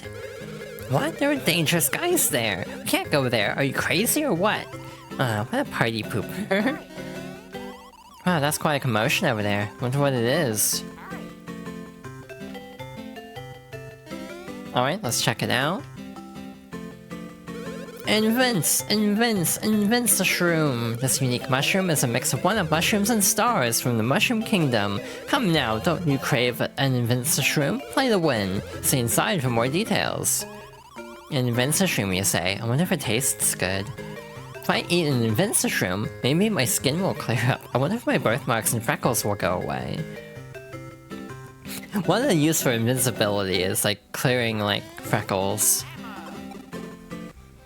So yeah, we're missing like a bunch of pipes in Bean Bean Field, the castle area, so we'll get those probably next time. We're gonna get our last field move before too long.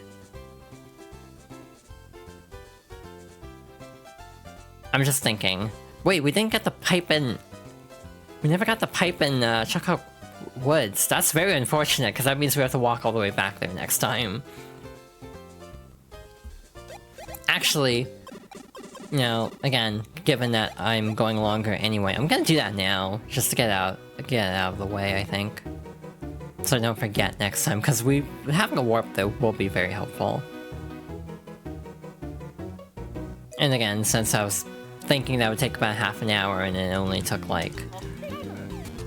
Actually no, we could just do a pipe run here.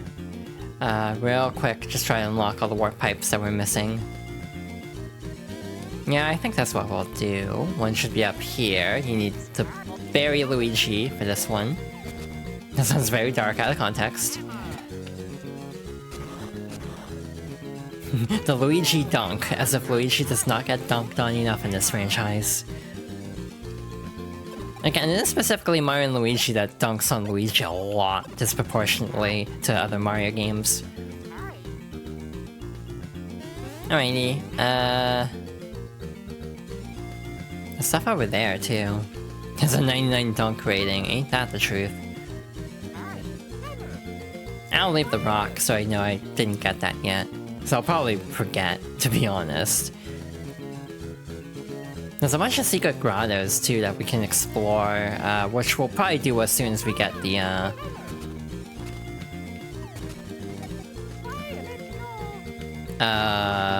brain? You wanna work there? As soon as we get the final field move, I think would be the best time to do the grottos, because there is one that requires a field move. I will say one thing I dislike in Mario and Luigi is that enemies are like always aggro. Like, I kind of prefer RPGs where if you're really overleveled, enemies will leave you alone, like Earthbound, or like, you know, Xenoblade even has that to some extent. If you're really overleveled, they won't aggro on their own. So I kind of wish Mario and Luigi did that. I don't think Paper Mario does either. Paper Mario also gives you like one-hit kill moves eventually. Like if you just bump an enemy, they immediately like die. So that also speeds up field encounters considerably. But like this game doesn't have anything like that, which means combat can be kind of slow sometimes. Yeah, we actually do have to come back to the Chucklehuck Woods at some point, so having the fast travel point will help a lot. And I swear I'm missing another warp pipe too, and I'm trying to remember where it even is. It's at the very beginning of this section, so it's not a huge time commitment. Where the hell's the exit though? I'm so lost. Unless there was one in an area we've been to already that I just spaced out on, which is possible. Yeah, I got up here, broke the rock, and then didn't go inside. Which is like, what happened? I even got the items and it didn't go in the pipe. What happened? Where's pipe number 4?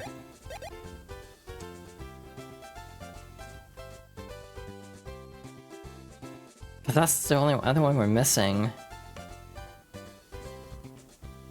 I think it's like lower west side. Kinda near the airport area. So we'll get that pipe and then we'll finish up. We'll return to Little Fungi Town, maybe get something else and then end off there.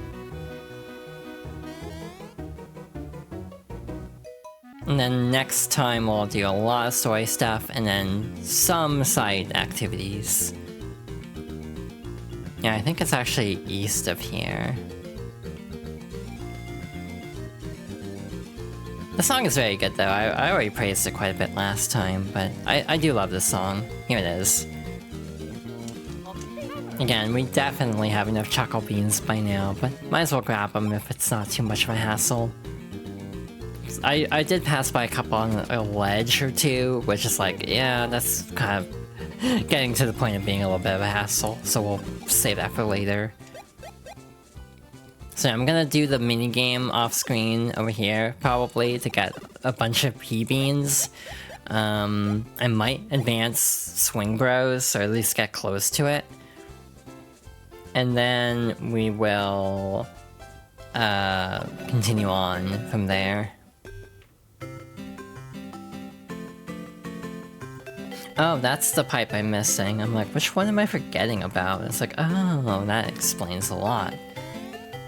Our next stop is the arcade, but we'll go there later. Always be wary of the food you eat when traveling. Trust me on this, you might get sick from foods your body isn't used to, and then things get ugly. But a delicate fellow like me gets sick eating normal foods that I eat all the time. Pity me.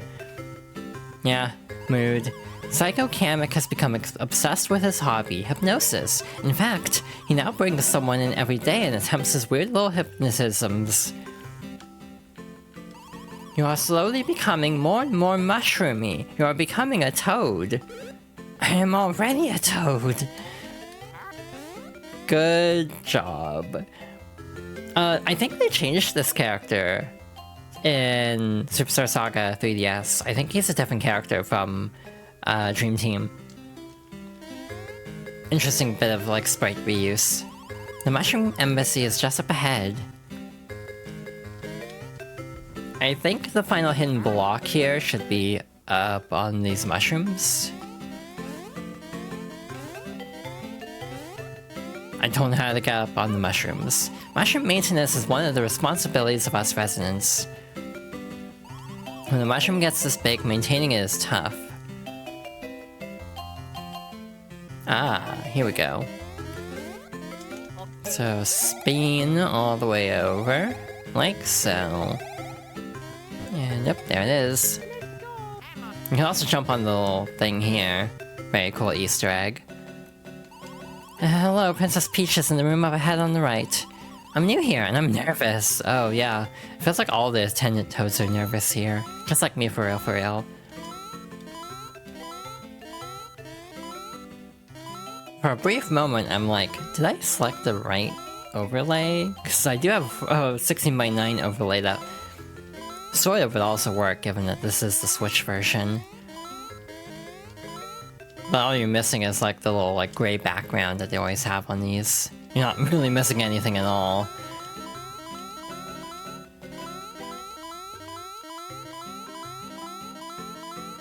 Alright. We're all sweating about the ties between the Mushroom Kingdom and Bean Kingdom. It would be terrible if relations got soured. You did a splendid job handling that Cacletta problem. How do I have so much of this dialogue still, like, rent-free in my head after all these years? Mr. Mario, Mr. Luigi, I heard you beat Cacletta, the evil witch threatening the Bean Kingdom. Wow, you really are the superstars of the Mushroom Kingdom. Surely now the Bean and Mushroom Kingdoms will have even more solid relations. Mario, Luigi, a game arcade near here offers entertainment to the local residents. I know there isn't anything like it in the Mushroom Kingdom, so I'm considering a visit. Mario, have you and your brother been there yet? Yes, I think I will visit a little bit later. So basically telling us where to go next. Which we'll do next time! I'm gonna use the other save block, it's like slightly closer. It's kind of redundant having two save blocks this close together, actually. Yeah, this one is objectively closer. Yeah, totally. Which is a weird change, in my opinion. But yeah, I'll probably end up doing some stuff off screen, just for the sake of speeding up this playthrough, but again, just doing the jump rope minigame again, and then maybe, again, getting a little bit closer on the advance with Swing Bros. But with that being said, hey, thank you for watching. Thank you for all the support, as always. This was a lot of fun, as expected, because again, I very much care about this game, and it's always a good time. I am very tired. I streamed a lot longer than I usually do, so I am a little bit beat, actually. So I might just end off here instead of trying to like think of a raid message and everything, because I am very much exhausted. Yeah, thank you for coming by, as always. Next stream hopefully will be Thursday. Still don't know what to actually play on Thursday, that was the problem. I might do a game clearing, or I might continue this. We shall see, because I don't have a concrete answer of which I would prefer to do. Because I'm kind of just enjoying this, to be honest. But yeah, thank you all for watching. If you enjoyed the stream and have not done so already, you can follow for notifications when I go live. I also have like a YouTube channel with highlights, a VOD channel for full streams, minus cutting out like ad breaks and stuff where there's no talking. I have a Blue Sky where I mostly just retweet fan art and post about like streams going live. But don't really use it for anything else because I'm bad at social media. But with all that being said, yeah, thanks again, and I hope everyone has a good rest of their evening, and a good rest of their week, potentially. So yeah, good night, everybody.